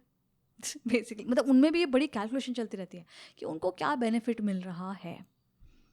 अब यही कैलकुलेशन कुछ इंसानों में भी चलती है, ये हम जानते हैं और हम रिलेट भी कर सकते हैं. उसी टाइम के आसपास जब ये फ्रांस डे वाले रिसर्च करे थे प्राइमेटोलॉजिस्ट के ऊपर, एक इवोल्यूशनरी बायोलॉजिस्ट थे, उन्होंने इंसानों के बिहेवियर के बारे में पूरा पेपर लिखा और उसके अंदर बड़े साफ साफ शब्दों में उन्होंने लिख दिया कि अच्छा हमारे देखो, जब भी हम किसी अननोन आदमी से मिलते हैं, अनजान आदमी से मिलते हैं, तो हमारे बीच में इंटरेक्शन किस तरीके की रहती है. एक तो हो गया ये कॉस्ट बेनिफिट एनालिसिस, ये तो हम जानते हैं. पर जब हम किसी अनजान आदमी से मिलते हैं, एक और फैक्टर इस इंटरेक्शन में इंक्लूड हो जाता है. वो है ये कि क्या मैं इस इंटरेक्शन के अंदर इसको पहली बात तो कोऑपरेट करूं या फिर डिफेक्ट कर जाऊं, मतलब मेरे को नहीं करना है इसके साथ कोऑपरेट, तो ये भी एक रहता है. या फिर चीटिंग कर सकता हूं मैं. तो समझ लो अगर हम दोनों अनजान आदमी हैं और तुमने बोला कि अरे मेरे को ये हेल्प चाहिए, अब तुम अनजान हो, तो I have full freedom, because ये वॉलंटरली मैं करना चाहूँगी. अब और वॉलंटरली ही करना पड़ेगा, कोई मिथ नहीं है जो मेरे को फोर्स करता है ये काम करने के लिए, कि तुम मेरे किन नहीं हो जो मेरे को कंपेल करता है ये तुम्हें कोऑपरेट करने के लिए. तो obviously I have the choice to defect. कि मैं चीटिंग भी कर सकती हूँ कि क्यों करूँ मैं, and I can go away. Cheating कैसे हुई, मतलब हाँ नहीं करूँ भाई, मदद नहीं करनी. चीटिंग इस तरीके से हुई, समझ लो तुमने मेरी हेल्प कर दी है and in return you expect कि मैं भी तुम्हारी हेल्प करूं, but I can always go back and not act on. अच्छा, जैसे कि तू अनजान है, मैं अनजान हूँ, हम मिलते हैं और तू बोलती है कि मुझे मदद चाहिए, तो मैं तेरी मदद करने से पहले सोचूंगा कि मैं इसकी मदद करूँ, हो सकता है ये मेरी वापस मदद ना करे. हाँ, तो क्यों मैं करूँ, सेल्फिश हो गया मैं तो थोड़ा. एग्जैक्टली. तो ये जो हमारा जो नेचुरल बिहेवियर है, ये सेल्फ इंटरेस्ट का, वो किक इन कर जाता है. सब ऐसे नहीं होते, थोड़े महात्मा टाइप लोग भी होते हैं कि वो अनजान इंसान सबकी मदद करते हैं कि ना तू मत भी कर मेरी, कोई बात नहीं, मैं तो तो बिल्कुल मानती हूँ, बट ज्यादातर लोग ऐसे नहीं होते. हाँ, पॉइंट टेकन. मैं कह रही हूँ दोनों तरह के लोग होते हैं कि वो कोऑपरेट भी कर सकते हैं, वो लेकिन डिफेक्ट, मतलब वो इस सिचुएशन से बाहर भी निकल सकते हैं, क्योंकि मर्जी है आपकी, मतलब आप इस इंटरेक्शन में पार्टिसिपेट करना चाहते हो या नहीं. मतलब अभी एग्जाम्पल, मतलब तुमने एकदम सही बोला कि हमारी सोसाइटी आज इतनी एडवांस हो गई है कि अगर समझ लो कोई अनजान अभी नया सोचो हमारी सोसाइटी में मूव है, हमारा पड़ोसी, या मतलब पड़ोसी भी नहीं कह लो, थोड़ी 2-3 घर छोड़ के अभी नया मूव हुआ है यहाँ पे, हम नहीं जानते कौन है, और वो हमारे घर पे नॉक करके बोलता है जी थोड़ी चीनी मिलेगी। तो एक तो रिएक्शन नहीं है कि मैं उसको बोल दूं कि हमारे तो चीनी बहुत खत्म हो गई पुराने है। लेवल का एग्जांपल है, मेरे को लगता नहीं 70s की मूवीज के बाद किसी ने चीनी मांगी एक दूसरे में पड़ोस तो से। अगर मांग भी ले, अगर हेल्प हाँ, मैं मांग समझ ले, गया। हाँ, सो अभी आज की डेट में लोग दे ही देते हैं कि हाँ भाई ले ले। पर अगर ऐसे कोई अनजान आदमी तुम्हारी प्रॉपर्टी मांगने आ जाए तो तुम नहीं दोगे। हाँ, नहीं इसका एक्चुअली बड़ा अच्छा है, बहुत सारी मूवीज में ये होता भी है ये सिनेरियो हाँ। कि मान लो आप अपने घर पे बैठे हो हाँ। और शाम को दरवाजे पे नॉक हुआ हाँ। और बोलता है जी हमारी गाड़ी का पेट्रोल खत्म हो गया, हाँ। क्या हम आपके घर के अंदर आके फोन कर सकते हैं? हाँ। आप क्या करोगे? क्या करोगे? मतलब आपके घर में आपके बीवी बच्चे हैं, Exactly. क्या किसी अनजान इंसान के लिए आप दरवाजा खोलोगे? Exactly. और क्या उसको अपने घर में आने दोगे? Exactly. मतलब कुछ भी हो सकता है, अनजान आदमी तो कुछ भी हो सकता है। बिल्कुल बिल्कुल। तो ये देखो, तो ऐसे एक में हो गया उससे चीनी कोऑपरेट मांगना, करूं। हाँ। और एक हो गया तुम्हारे घर के अंदर आके फोन करना। ये दो बड़े अलग सिनेरियो हो गए। आदमी नॉक किया, कुछ हेल्प मांगने की कोशिश किया, बट उसने क्या मांगा है तुमसे? कॉस्ट बेनिफिट किया मैंने। कॉस्ट बेनिफिट एनालिसिस चीनी के मामले में हाँ, एक बाहरी रहना, मैं देता हूँ थोड़ा सा खोल के ले चीनी ले जा। मतलब पहली बात पड़ोसी होगा तो अच्छे से बात करेंगे। मान लो कोई अनजान आदमी चीनी मांग रहा है, हाँ, तो ठीक है, बट फोन करना डाउटफुल है। डाउटफुल है। मैं कह रही हूँ हो सकता है इसके अंदर भी कई लोग अच्छे होंगे। वही मैं बोल रही हूँ कि हमारी सोसाइटी में बहुत अलग तरह के लोग रहते हैं जिनका लेवल ऑफ कोऑपरेशन अलग अलग होगा। तो हो सकता है इस सोसाइटी में इतना ट्रस्ट हो कि वो शायद ये कर देंगे, हाँ भाई आगे कर दे, मैं तेरी हेल्प कर दूँ। ठीक है। बट अब इंडिया में फॉर एग्जांपल अगर तुम किसी बड़ी सिटी में रह रहे हो, बॉम्बे या दिल्ली, आई डाउट कि तुम अपने घर में घुसने दोगे। तो ये बहुत अलग अलग के हम इसमें कुछ गलत ही और या सही आंसर नहीं है। पॉइंट ये है कि इंटरेक्शन में चल क्या रहा है। साइंटिस्ट का काम जज करना नहीं है। हाँ, वो टिप्पणी नहीं करते। हाँ, मतलब उनका काम है ऑब्जर्व करना क्या हो रहा है, व्हाट इज, हाँ, नॉट व्हाट शुड बी। हाँ, उनका मानना या उनका बताना ये नहीं कि व्हाट शुड बी भी तुम्हें करना चाहिए क्या फोन अगर कोई आ रहा है पूछने, क्या तथ्य है वो उसी से कंसर्न। ठीक है। तो हमने देखा कि अब ये तो हो गई इंडिविजुअल की इंटरेक्शन, और एक अब इस तरीके से हम ये एक्चुअली इसको और एक स्टेप आगे लेके जाते हैं एवोल्यूशनरी बायोलॉजिस्ट। वो बोलते हैं कि इस तरीके से देखो इस इंटरेक्शन को कि अगर समझ लो तुम हेल्प कर भी देते हो किसी समझ लो, मैं एक और एग्जांपल लेती हूँ। तुम नए जॉब में गए, तुम ऑफिस में गए, फर्स्ट डे है तुम्हारी जॉब का, और तुम किसी को नहीं जानते, ना तुम्हें कोई जानता है। How will you initiate any cooperation? You will first of all, या तो तुम आगे जाके, जैसे तुमने पहले बोला था, तुम पहले क्या बोल रहे थे कि मैं पहली बार तो मैं ही आगे जाके शायद हेल्प कर दूंगा, आगे उसने की तो वो बेनिफिट ऑफ डाउट। हाँ, बेनिफिट ऑफ डाउट। तो साइंटिस्ट बोलते हैं कि हाँ, एक ये तरीका है कोऑपरेशन स्टार्ट करने का। क्या? पहले तुम जाके ऑल्ट्रुइज्म दिखाओ। ऑल्ट्रुइज्म मतलब आगे जाके कोऑपरेट कर दो, पर उसके बाद अगर वो आदमी रेसिप्रोकेट ना करे, मतलब वापस तुमने क्योंकि कोऑपरेशन की तुमने हेल्प किया और तुम्हें वापस वो बोल रहे भाड़ में जा, then you also treat the person the same way, क्योंकि तुमने तो एक बार दिया ना बेनिफिट, और अगर उसने नहीं किया reciprocate, then what you can do. So this becomes this act of first cooperating in a scenario like this where you're dealing with an unknown person can trigger an act of cooperation. कि अगर समझ लो तुमने उसको trust भी build किया, तो this is biologist ने पाया है कि ऐसे कई जानवर भी करते हैं कि वो पहले आगे जाके हेल्प करते हैं अननोन को, मतलब कोई रिलेशन नहीं है उनका, बट क्योंकि वो एक ऐसा हेल्पफुल एक्ट कर देते हैं, वो अगला जानवर ही मेंटल कैलकुलेशन रखता है कि इसने मेरी हेल्प की, तो याद रखता है बाद में जाके ये देखो, ये थोड़ा डिफरेंस है, उस जैसा नहीं है ये कि इंस्टेंट रिवॉर्ड या इंस्टेंट एक्शन। एक कहावत है ना, आई scratch your back and you scratch mine, ये वो नहीं चल रहा है, ये चल रहा है, मतलब वो चल रहा है, बट वो बैक स्क्रैचिंग हो सकता है महीनों बाद आया, साल बाद आया, which is very different. I scratch your back, you scratch mine, maybe at a later time. And also, if you don't scratch my back, or if you try to cheat, I am watching you and you may be watching me as well. This is very different.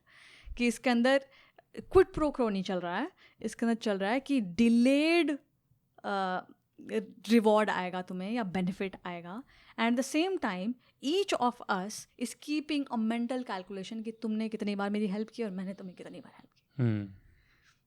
ठीक है. Unknown दुनिया में हम ये करते हैं. ठीक है, तो basically do you want to summarise कि मतलब ये जो था जो मेन जो तू समझने की कोशिश कर रही थी कि जब हमारे सर्कल ऑफ ट्रस्ट की जो सरकमफ्रेंस या पेरिफेरी पे अनजान लोगों के साथ डील करना होता है, तो हमारा बिहेवियर कैसा होता है, उसके लिए कई प्राइमेटोलॉजिस्ट ने जानवरों का बिहेवियर स्टडी किया है और हम पे भी ये लागू होता है कि हम अनजान लोगों को मे बी एक बार बेनिफिट ऑफ डाउट आगे पहल करके मदद कर लेंगे, बेनिफिट ऑफ डाउट दे देंगे। और ज़्यादातर यही पाया गया कि अगर हम किसी की मदद करते हैं तो सामने वाला भी काउंटर रखता है और वो आगे मदद कर देगा। बट अगर हमें आगे उससे मदद नहीं मिलती तो फिर हम थोड़े अलर्ट हो जाते हैं और फिर हम उसकी आगे हेल्प नहीं करते और वो हमारी कोऑपरेशन कंटिन्यू नहीं हो सकती। ठीक है, तो ये मैं समझ गया। तो इससे अब कॉन्फ्लिक्ट थियरी कैसे कनेक्ट होती है? तो मैं ऐसे बताती हूँ कि अब इसको एक जब ये फॉर्मुलेट कर रहे थे ना एवोल्यूशनरी बायोलॉजिस्ट और ये बायोलॉजिस्ट जब पढ़ रहे थे ह्यूमन बिहेवियर को कि ओ अच्छा ऐसा लग रहा है कि ये कॉस्ट बेनिफिट एनालिसिस हो रहा है या फिर कॉस्ट बेनिफिट एनालिसिस हो रहा है over a period of time कि मैं इसके साथ कितनी बार इंटरेक्ट करूँगा, उसने मेरे को कितनी बार कोऑपरेट किया है नहीं किया है, ये सारी कैलकुलेशन उन्होंने पाया कि एक और ग्रुप ऑफ साइंटिस्ट थे जो बड़े डिटेल में स्टडी कर रहे थे। उन साइंटिस्ट किसने पाया? कौन स्टडी कर रहे थे? इवोल्यूशनरी बायोलॉजिस्ट की बात कर रही हूँ मैं। ये बायोलॉजिस्ट ने बिहेवियर को, ये Robert Sapolsky, Frans de Waal, primatologist, biologist जब ये पढ़ रहे थे तो उन्होंने पाया कि जो पूरा एरिया है ऑफ कि मेरा कॉस्ट क्या है, बेनिफिट क्या है, रिवॉर्ड क्या है, कितनी बार मेरे को मिल रहा है reward over a period of time क्योंकि मैं इस बंदे से बार बार मिलता हूँ, इस पूरी डिटेल्ड स्टडी एक और सेट ऑफ साइंटिस्ट है वो बड़ी डिटेल में कर रहे थे बहुत डेकेड से। उनको बोलते हैं game theorist. I've heard of this before. So ये तो बड़ी एडवांस्ड लेवल चीज है। हाँ, गेम थियरी। 1930 और 1940s में एक बहुत बड़े विद्वान माने जाते हैं, उनका नाम था John von Neumann. Oh, I think he's considered to be one of the most intelligent people who ever lived. मतलब बोलते हैं साइंटिस्ट का भी बाप था वो बुद्धि में। हाँ, so he was a polymath, वो कंप्यूटर साइंटिस्ट थे एक्चुअली। उन्होंने he is considered to be the father of computer science क्योंकि चार्ल्स बेबेज नहीं है, हमें तो ये पढ़ाया computers, maybe not computer science, I don't know what's the difference, but हाँ, and he was a mathematician. He also created this whole field of game theory. तो बहुत सारी चीजें उन्होंने की। So he's considered to be a polymath, पर जो polymath मतलब जो बहुत सारी चीजें कर सकता है। गेम थियरी वाले कंप्यूटर वाले जानवरों को पढ़ रहे थे? नहीं, जो जानवर वाले थे ये इवोल्यूशनरी पढ़ने वाले थे, ये गेम थियरी वालों के साथ बातें करने लग गए। फिर इनको पता चला कि अच्छा तुमने तो ये डिटेल में स्टडी कर रखा है कि कौन सी स्ट्रैटेजी बेस्ट होती है किस किस सर्कमस्टांस में। मतलब सर्कमस्टांस मतलब अननोन, ऐसे सर्कमस्टांस जहाँ पे तुम किसी आदमी को नहीं जानते और जहाँ पे तुम्हें ये कोल्ड कैलकुलेशन करनी पड़ रही है कि मेरा कॉस्ट। मैं समझा तेरी बात। अच्छा। तो कहना ये चाह रही है कि जब आप अपने भाई बहनों से, रिश्तेदारों से डील करते हो तो इतना लंबा नहीं सोचना पड़ता, कुछ नहीं सोचना पड़ता। वो जो जैसा वो मदद करे नहीं करे, तू बैठ यार ठीक है मैं कर देता तेरा काम। बट बहुत बड़ी प्रॉब्लम आ जाती है जब आपको अनजान लोगों से डील करना है। हाँ। अच्छा मैं समझा तू सिविलाइजेशन में इसको क्यों लेके आई। हाँ। क्योंकि पहली बार हम 150 से ज्यादा लोग एक साथ रहने लगे थे। 150, अब हम 50 जब हम 150 के गुट में रहते होंगे तो सब आपस में एक दूसरे को ट्रस्ट करते थे। पर मान लो जैसे सुमेर में या इंडस वैली मोहनजोदारो हड़प्पा में, बोलते हैं कि इंडस वैली सिविलाइजेशन में एक टाइम पे 50 लाख लोग एक साथ रह रहे थे। तो भैया जब इतने साथ लोग रह रहे हैं एक साथ तो आप तो एक दूसरे को नहीं जानते होगे सब। तो बहुत अनजान जो लीडर है वो भी किसी और लीडर को क्यों भाव देगा, वो आपका लीडर है। तो बेसिकली बहुत अनजान लोग एक दूसरे से इंटरेक्ट करते थे।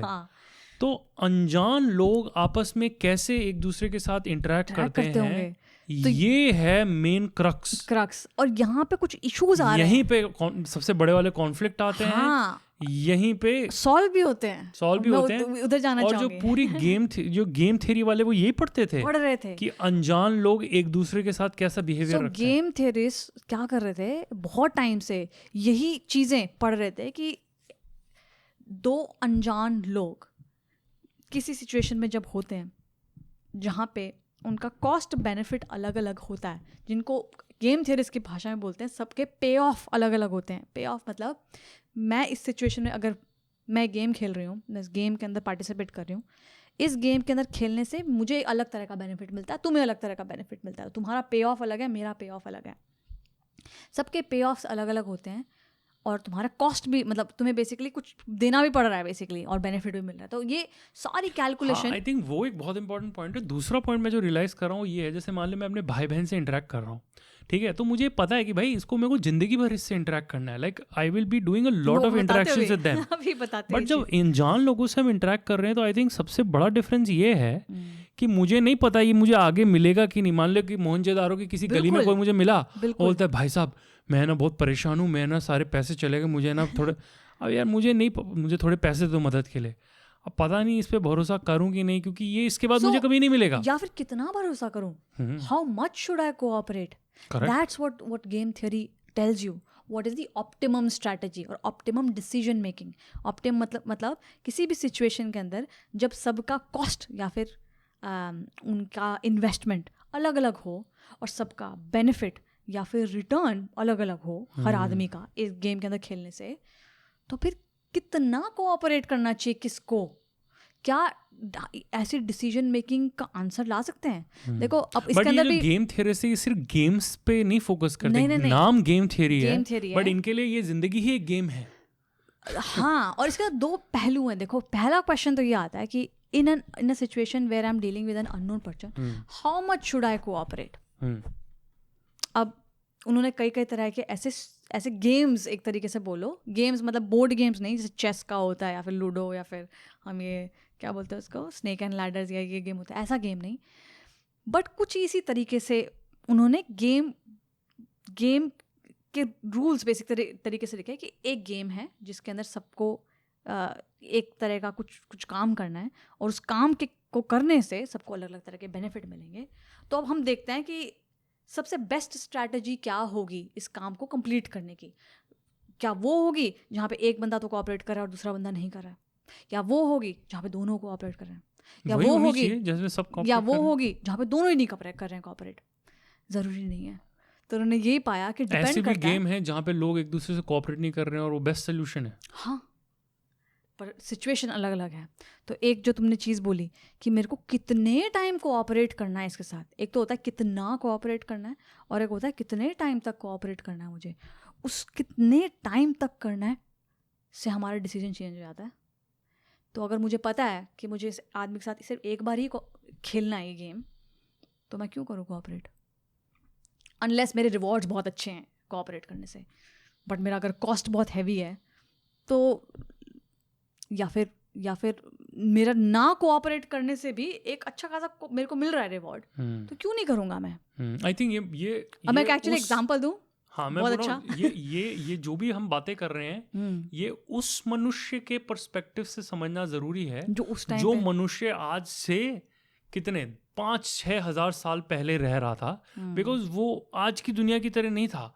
उस टाइम बस वो मतलब उसके पूर्वज ज़्यादातर जंगलों में रहे 150-150 के ग्रुप में, और वो एकदम से अपने आप को पाता है कि यार यहाँ तो हज़ारों लोग रह रहे हैं। तो ये बहुत इंपॉर्टेंट क्वेश्चन है उसके लिए कि भाई मेरे को अनजान आदमी मिले तो मैं उसके साथ कैसा व्यवहार रखूं, कि मैं इसके साथ कोऑपरेट करूं तो मेरे को अलग बेनिफिट मिल रहा है, ना कोऑपरेट करूं तो भी मेरे को बेनिफिट मिल रहा है क्योंकि मेरा बच रहा है। और ये हज़ारों, जैसे मान लो मोहनजोदारो में, हड़प्पा में मान लो 50 लाख एक पीक पे, पर मान लो जो लाख लोग एक साथ रह रहे हैं, वो लाखों लोग आपस में कैसे, उन लाखों के बीच में 10 लाख करोड़ इंटरेक्शंस होते हैं। तुम्हें नहीं पता इस आदमी को मैं वापस कब मिलूंगा। तो सिविलाइजेशन मतलब मैं ये समझना चाह रहा हूँ कि ये सारी डिस्कशन जो हम कर रहे हैं वो एक सिविलाइजेशन लेवल पे क्यों इंपॉर्टेंट है। Because the behaviour that the strangers within a civilisation keep towards themselves and their interaction dictates the health of the civilization. Would that be right? And एक हो गया इंडिविजुअल लेवल पे जो तुमने बोला कि मैं हर अननोन आदमी के साथ कैसे डील कर रहा हूँ, और एक होता है ग्रुप लेवल पे। अब जैसे ग्रीक सिविलाइजेशन थी, it wasn't one single civilisation, उसमें अलग अलग सिटी स्टेट्स बोलते हैं इनको। एक एथेंस था, एक स्पार्टा था, ये अलग अलग सिटी स्टेट्स थे जहाँ पे उनको रहने करने का, again to your original point, there was no way to relate with each other, relation ही नहीं था। और अगर करते तो वो बड़े लूजली कुछ उनका बीच में कुछ कभी कोई तो रिलेशन होगा जिसके बेसिस पे वो स्टेबल थे। बट जब कोई क्राइसिस आया, जब भी कुछ उत्पात मचा या कुछ भी मचा, झट से वो एक दूसरे के लड़ लिए। और तो ग्रीक सिविलाइजेशन का एक्चुअली कोलैप्स इसलिए बताया जाता है कि उनके जो सिटी स्टेट्स थे वो आपस में इतने लड़ लिए थे कि उनके पास उनके रिसोर्सेज सारे कोलैप्स हो गए थे, इसलिए वो ख़त्म हो गई धीरे धीरे करके। और कुछ ऐसे इंडिया में भी बताया जाता है, इतने छोटे छोटे किंग्स नहीं, सिटी स्टेट्स थे जहाँ पे अलग अलग लॉर्ड थे सब अपने। तो गेम थ्योरी एक्चुअली जो ये पढ़ रहे थे ये जो साइंटिस्ट, ये इस गेम थ्योरी का या इस डिसीजन मेकिंग का, इसको इनफैक्ट ये बोलते हैं कि it's a mathematical way of calculating कि सबसे बेस्ट डिसीजन एक इन अ गिवन सिचुएशन क्या होगा। ओह अच्छा, ये इंटरेस्टिंग पॉइंट। तू बोल रही थी जानवर वाले जो साइंटिस्ट थे वो क्यों पढ़ रहे थे प्राइमेटोलॉजिस्ट प्राइमेट्स को, ये तो मैं समझ में आ गया क्योंकि वो जानना चाहते थे कि ह्यूमन बिहेवियर में और उनमें क्या कॉमन है।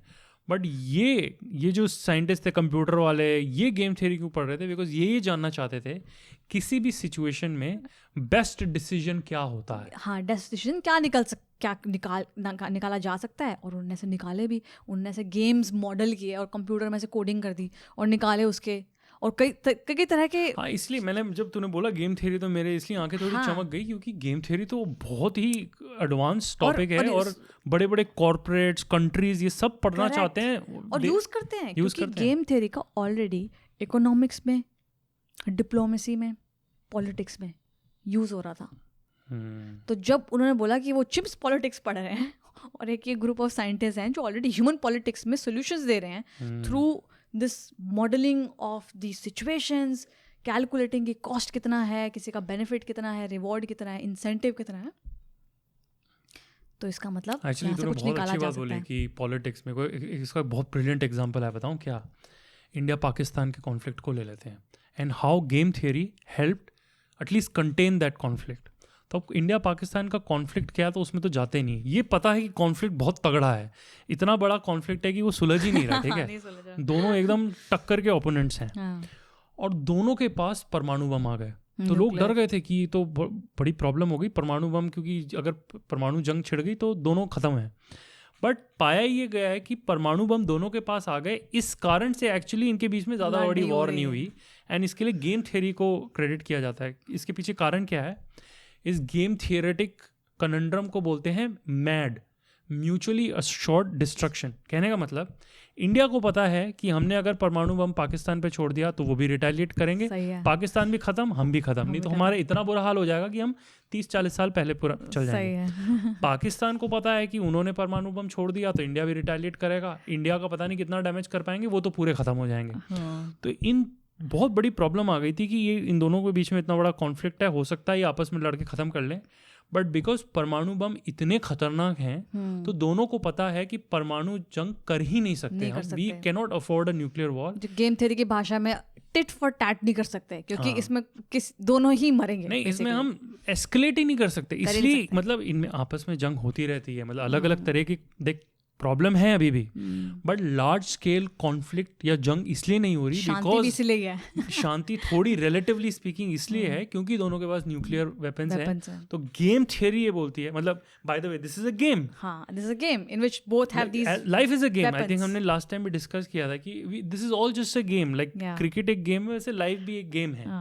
तो in the game of India and Pakistan nuclear weapons have assured from a game theoretic perspective that they don't kill each other. Correct. Through the policy of mutually assured destruction. एक और मेरे को बड़ा इंटरेस्टिंग एग्जाम्पल गेम थ्योरी को देखने का एक actually movie से आया, और वो मूवी के बारे में हमने पहले भी जिक्र किया है, और वो हमारी फेवरेट मूवी है दोनों की, तुम्हारी कुछ ज़्यादा ही फेवरेट है, उसका नाम है डार्क नाइट, जिसके अंदर हमारा जो विलन होता है जोकर, वो एक्चुअली मूवी के अंदर बार बार गेम्स खेलता है और सोशल एक्सपेरिमेंट्स करता है। तो एक social experiment, do you want to, I will probably mention that briefly. तो उसके अंदर अगर किसी ने मूवी नहीं देखी है तो उसका, अगर किसी ने मूवी नहीं देखी है तो ये एपिसोड को आप पॉज करिए। तो ये स्पॉइलर है। हाँ, नहीं, अगर आपने डार्क नाइट नहीं देखी है तो आपका जिंदगी में सबसे पहला काम ये होना चाहिए कि जाके क्रिस्टोफर नोलन की, हाँ, क्योंकि हमारे पॉडकास्ट से कहीं गुना बेटर है डार्क नाइट, इतना मैं एडमिट कर सकता हूँ। और बड़ा इंटेलिजेंटली दिखाया गया है उसने जो गेम्स प्ले किए। I love it, I love this example. तो मैं जो एग्जांपल देने वाली हूँ वो गेम थियरी की भाषा में क्लोज रिलेट होता है एक गेम से, जो एक गेम थियरेटिक इनका एक कॉन्सेप्ट है जिसको बोलते हैं प्रिजनर्स डिलेमा। होता क्या है उसमें, जोकर, अब मैं एग्जांपल दूंगी, जिसने मूवी देखी है फट से समझ जाएगा, बट अगर नहीं देखे तो मैं बड़ा ब्रीफली एक्सप्लेन करती हूँ। Spoiler alert. तो जोकर जो इसमें विलन होता है वो एक्चुअली में बोलता है इसके अंदर that I want to conduct a social experiment in which वो 2 बोट्स होती हैं, जिसके एक बोट के अंदर नॉर्मल सिविलियंस होते हैं और एक बोट के अंदर प्रिजनर्स जा रहे होते हैं, और वो कहीं अपराधी और उनको वो ट्रांसपोर्ट करके कहीं ले जा रहे होते हैं, और वो दोनों बोट्स को बेसिक एक तरीके से हॉस्टेज बना लेता है। और वो हॉस्टेज कैसे बनाता है, वो दोनों बोट्स के अंदर एक एक्सपेरिमेंट करता है उस हॉस्टेज सिचुएशन के अंदर, जिसके अंदर वो बोलता है दोनों बोट्स के अंदर बॉम्ब लगाए जा चुके हैं। पहली बात तो कोई इसमें से निकल नहीं सकता, अगर कोई निकलने की कोशिश करे तो मैं उड़ा दूंगा। और जो सिविलियंस वाली बोट है जिसमें आम जनता है, उस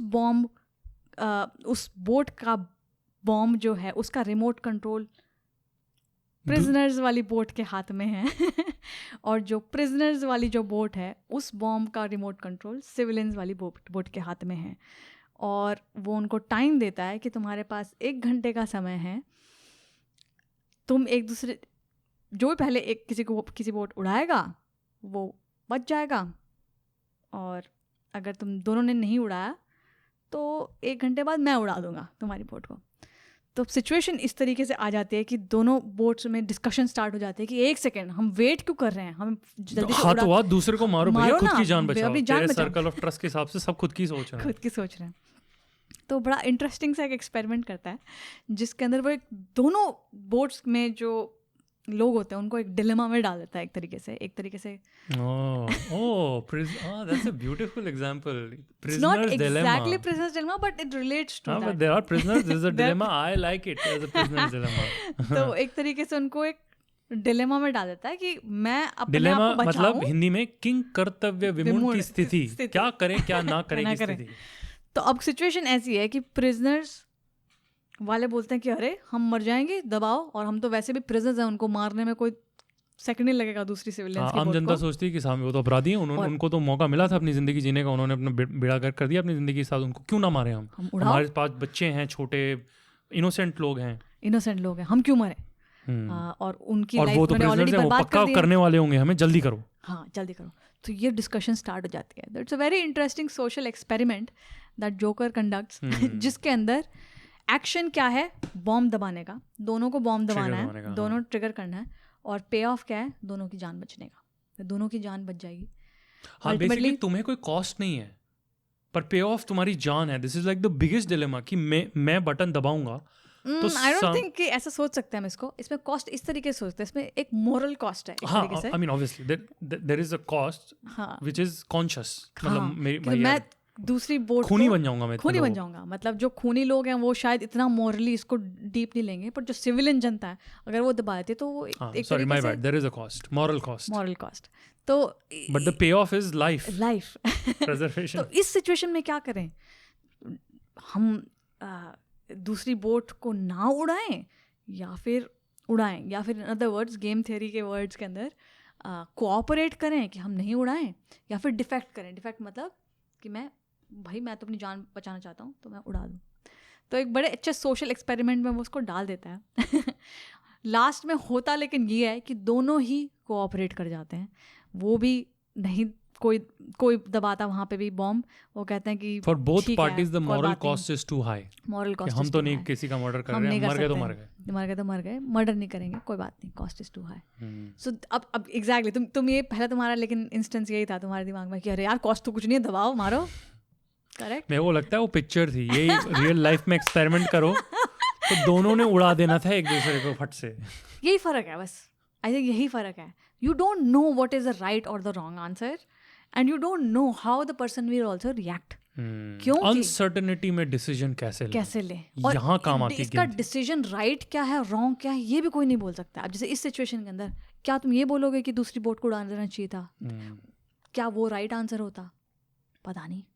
तो हो सकता है वो उड़ा भी देते, समझ लो सिविलियन हाइपोथेटिकली इस सिनेरियो में, अगर समझ लो एक्चुअल में कहीं पे सिनेरियो आ जाता कि कोई ऐसे 2 हॉस्टेज कर देता जिसके अंदर उसको तो मज़े करने हैं जो विलन है, बट अल्टीमेटली नुकसान दोनों का ही होना है। क्यों? या तो लाइफ चली जाएगी आपकी या फिर आप पूरी लाइफ के लिए डैमेज हो जाओगे। ब्रिलियंट एग्जांपल है यार ये तो, मतलब मज़ा आया, तूने बैटमैन को वापस ले आई तू। तो मुझे लगा हाँ, तो कुछ इसी तरीके से गेम थ्योरी को एक्सप्लेन किया जाता है। तो मैं एक मुझे बड़ा अच्छा लगा ये एग्जांपल, मुझे लगा कि ये तो अच्छा तरीका है समझने का कि कैसे गेम थ्योरी प्ले आउट होती है, कैसे उसको देखा जा सकता है। एक तरीके से नज़रिया है किसी एक सिचुएशन को समझने का कि इसमें चल क्या रहा है, सबके कॉस्ट क्या है, उसका बेनिफिट क्या है। तो ये तो देखो एक तरह की सिचुएशन होगी जिसमें एक टाइम इंटरेक्शन है। ये एक अननोन लोग थे एक बोट के अंदर और दूसरे में भी लोग थे, वो एक दूसरे को जानते नहीं थे, उनके पास एक दूसरे को कम्युनिकेट करने का भी कोई तरीका नहीं था। मतलब मैं तुम्हें चिल्ला के बोल नहीं सकती अरे हम तो कोऑपरेट कर रहे हैं तुम मत उड़ाना, और वो भी ऐसे नहीं बोलते अरे हम भी कोऑपरेट कर रहे हैं तुम मत उड़ाना। तो बड़ी अनसर्टनिटी है कि वो डिसीजन क्या लेंगे, बट दोनों के डिसीजन एक दूसरे को इम्पैक्ट करते हैं। राइट। ये हर गेम में हम देखते हैं। जनरली स्पीकिंग गेम के अंदर क्या होता है, 2 प्लेयर्स आते हैं, उन प्लेयर्स के डिसीजन एक दूसरे को इम्पैक्ट ज़रूर करते हैं और सबके अलग अलग कॉस्ट होता है, मतलब कोई इन्वेस्टमेंट होती है या कोई सैक्रिफाइस होता है, और सबके अलग अलग बेनिफिट होता है, कोई रिटर्न होता है या फिर कोई रिवॉर्ड होता है जो सबको मिलता है। गेम थ्योरी एक तरीके से देखने का नज़रिया है एक सिचुएशन को, जहाँ पर 2 एक्टर्स या 2 प्लेयर्स या 2 ग्रुप्स या 3 ग्रुप्स आपस में आके लड़ सकते हैं या compete कर सकते हैं या फिर कोऑपरेट भी कर सकते हैं, कुछ भी हो सकता है। तो ये तो हो गया वन टाइम सिचुएशन। अब जो तुमने एक क्वेश्चन पूछा कि मुझे नहीं पता जब ये सिविलाइजेशंस आ रही होंगी, ग्रीक सिविलाइजेशन, कि मैं इसी आदमी के साथ आज एक बारी इंटरेक्ट करूंगा या फिर बाद में भी करूंगा। बिकॉज अगर मैं बाद में भी करूंगा तो मैं शायद कोऑपरेट कर जाऊँ, तो पता है यार बार बार करना है इसके साथ। करेक्ट। इसका मतलब मेरा डिसीजन चेंज हो गया। तो इसका मतलब ये दूसरा फैक्टर, पहला फैक्टर तो कि आदमी ही मुझे नहीं पता कौन है, आई don't know who this person is, and the second I don't know how many times I will interact with this person, this also matters. So game theory includes this also. तो कई साइंटिस्ट थे जो game theorist, उन्होंने ऐसे ऐसे computer में model बना के देख लिए कि अगर किसी गेम को ऐसे बार बार चलाया जाए तो बेस्ट स्ट्रैटेजी क्या होती है, और बेस्ट स्ट्रैटेजी पता क्या निकल कर आई, जिसके बारे में हम पहले बात कर रहे थे। पहले कोऑपरेट करो और फिर आगे क्या रिएक्शन आता है, टिट फॉर टैट करो।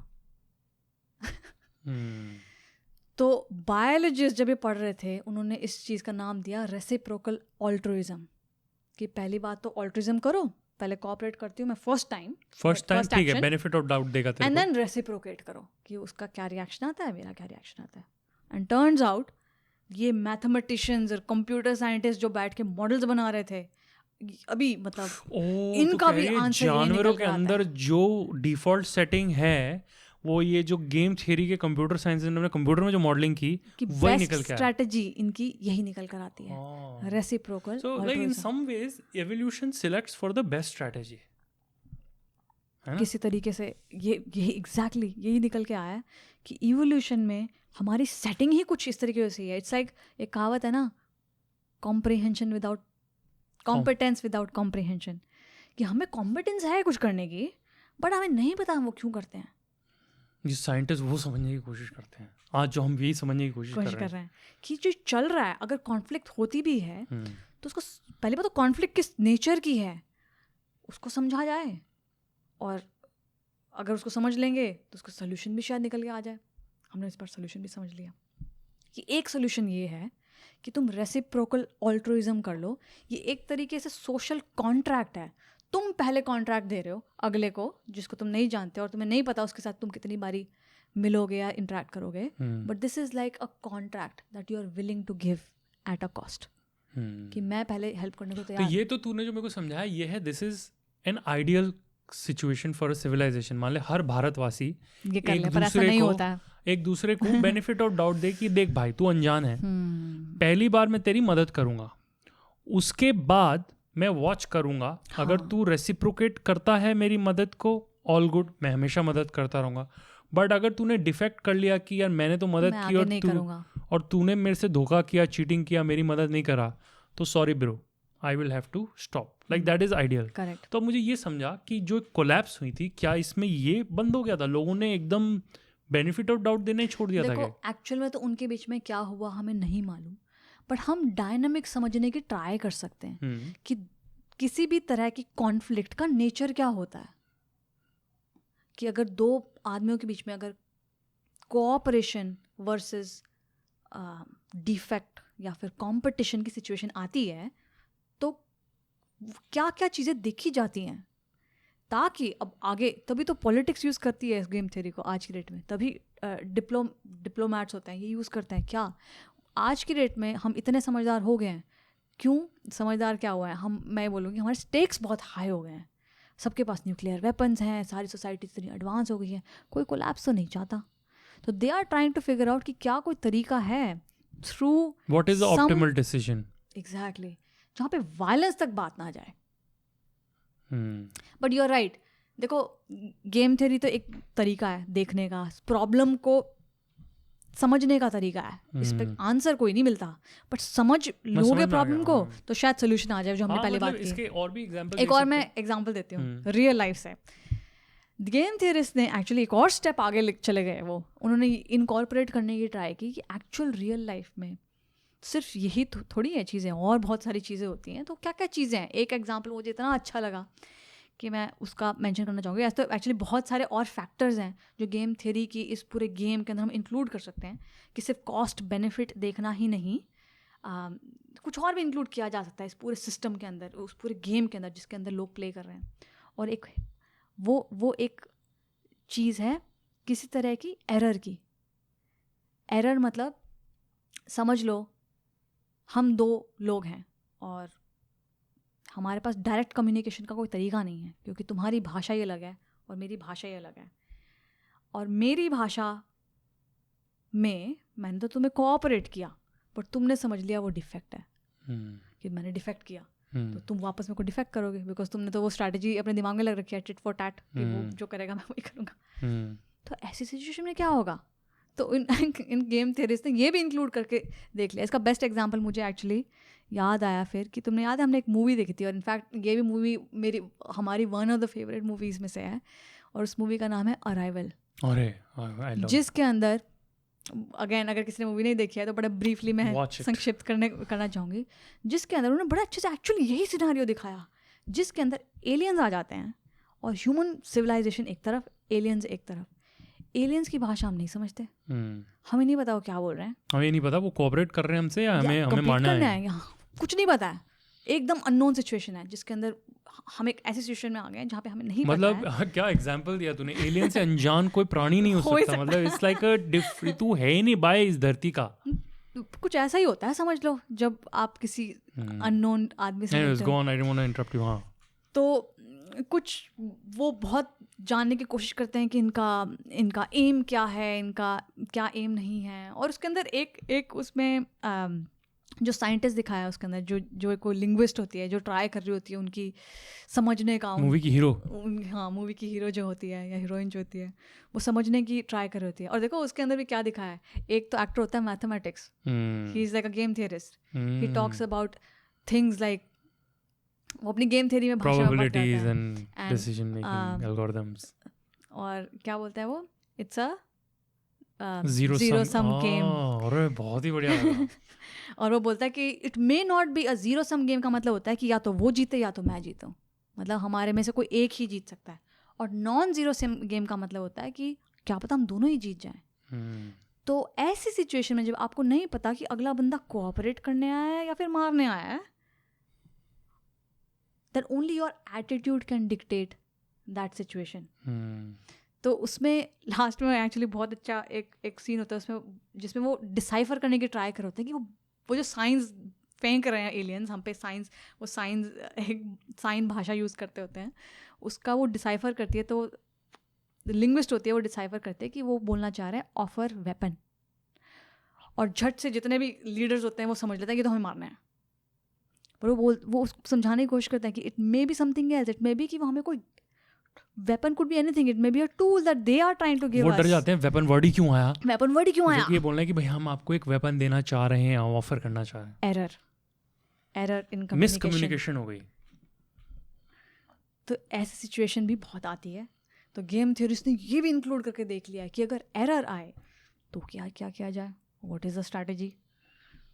इनफैक्ट ये सिर्फ मूवी में ये नहीं, बहुत अच्छा एग्जांपल लगा है मुझे अराइवल वाला, because this is like civilization level collapse का एग्जांपल है। And it actually happened by the way during Cold War between America and Cuban missile crisis, जिसके अंदर एक कोई सिस्टम, अमेरिकन सिस्टम था।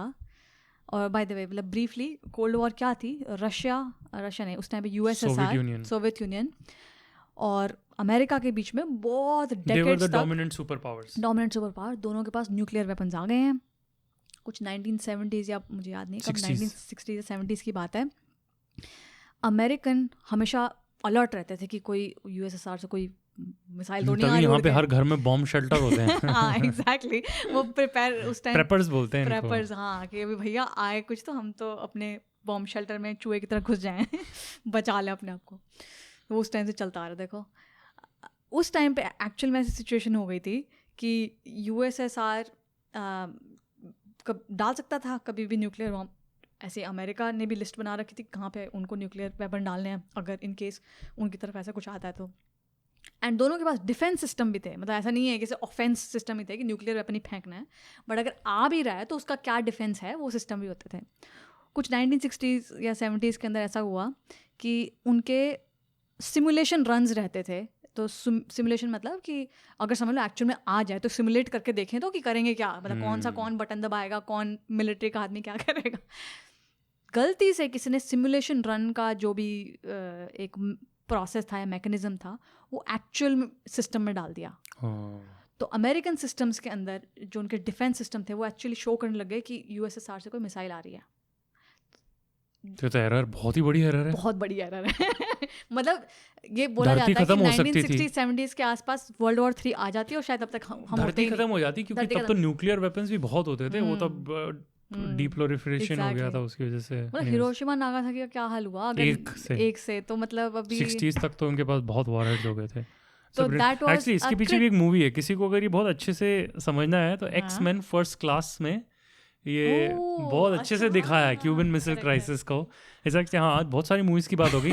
Watch all 3 movies in the order of Dark Knight if you have not seen, then Arrival, then X-Men First class.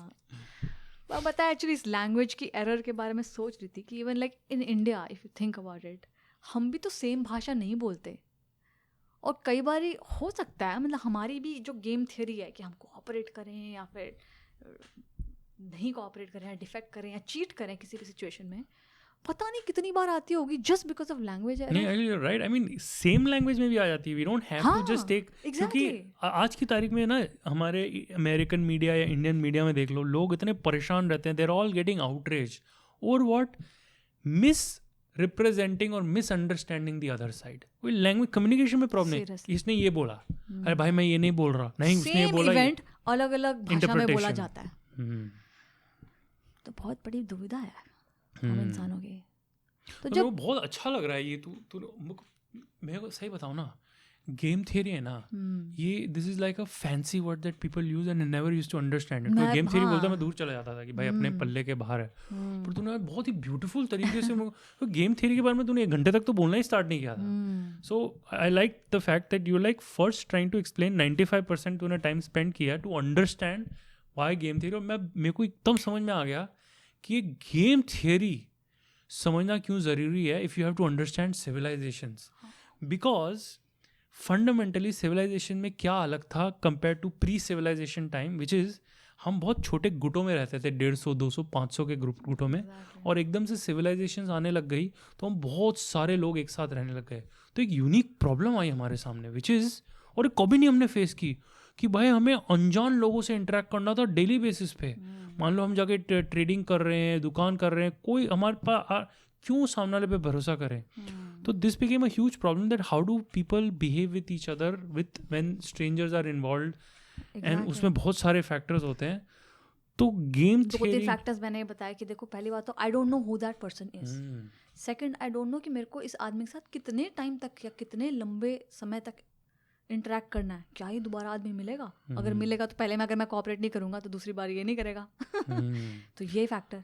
Third, real life is very different. We speak and when we speak we sometimes misread and misinterpret. Error in just simple communication. तो कहीं ना कहीं ऐसा मुझे समझ आया कि game theory एक अच्छा तरीका है समझने का इन सारी तरह की एरर्स को. मतलब कि क्या क्या कॉन्फ्लिक्ट आ सकती है ऐसी ऐसी सिचुएशन में.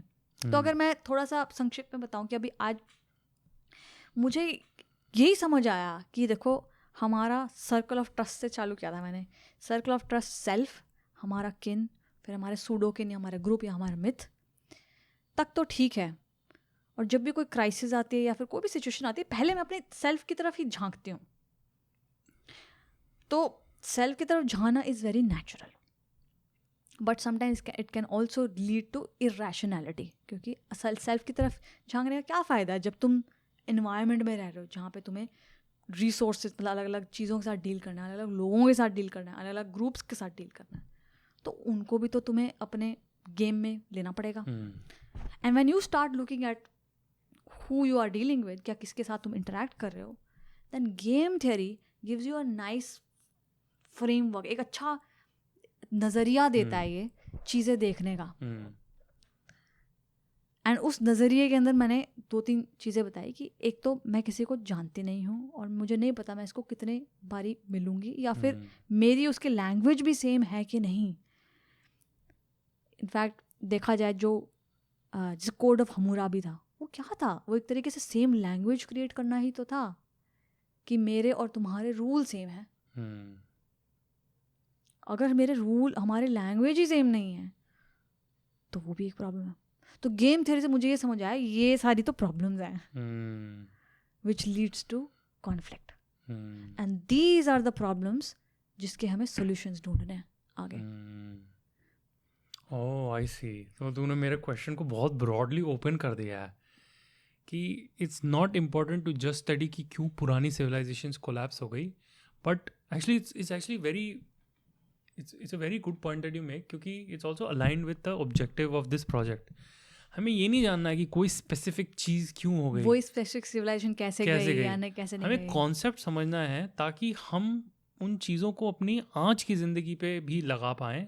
But it's nice that we can understand our history from this perspective. Correct.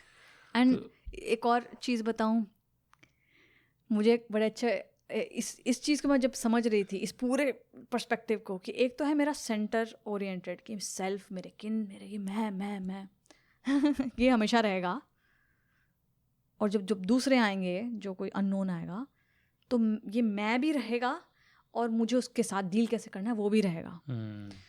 तो हम ना बड़े ह्यूमन बीइंग्स हमेशा कॉन्फ्लिक्ट में ही रहते हैं कि मैं अपनी देखूं या फिर एक बड़े गेम को देखूं कि इस बड़े गेम में किसी का नुकसान तो नहीं हो रहा है. मतलब should I cooperate but not gate exploited also. मतलब ऐसा नहीं होना चाहिए कि मैं कोऑपरेट कर रहा हूँ पर मेरा एक्सप्लॉइटेशन हो रहा है. वर्सेस शुड आई कम्पीट, मैं इसको कम्पीट करूँ पर उसको मारूँ भी नहीं. ये दुविधा या एक तरीके से बैलेंस हमेशा ढूंढने पे लगे रहते हैं. एक तरह से गोल्डी लॉक्स ढूंढने पे लगे रहते हैं. एक्चुअली तूने पता है एक चीज़ मेरे को एकदम से रियलाइज़ हुई, पता है क्या, कि ये तो बहुत ही मेटा मतलब ये गेम थियरी या फिर हमारी गेम थियरेटिक सोल्यूशन ढूंढना सिविलाइजेशंस के लिए इतनी बड़ी प्रॉब्लम है कि मेरे को एक चीज़ याद आ रही जो हमने डिस्कस की थी, which I think is what morality try to do for us और लाइक रिलीजन इवन परहैप्स. हमने एक चीज़ डिस्कस की थी, हर धर्म को उठा लो, हर रिलीजन, उन सब में एक रूल कॉमन होता है जिसका नाम है गोल्डन रूल. उस गोल्डन रूल का सिंपल रूल ये है कि दूसरों के प्रति ऐसा व्यवहार रखो जैसा आप चाहो दूसरे आपके प्रति व्यवहार रखें. Do unto others what you feel that others should treat you like. ठीक है. तो ये तो गेम थियरी एक बेस्ट सोल्यूशन है देखा जाए तो। किसी भी अनजान के साथ कैसा व्यवहार रखो, जैसा आप चाहो आपके साथ अनजान लोग व्यवहार रखें।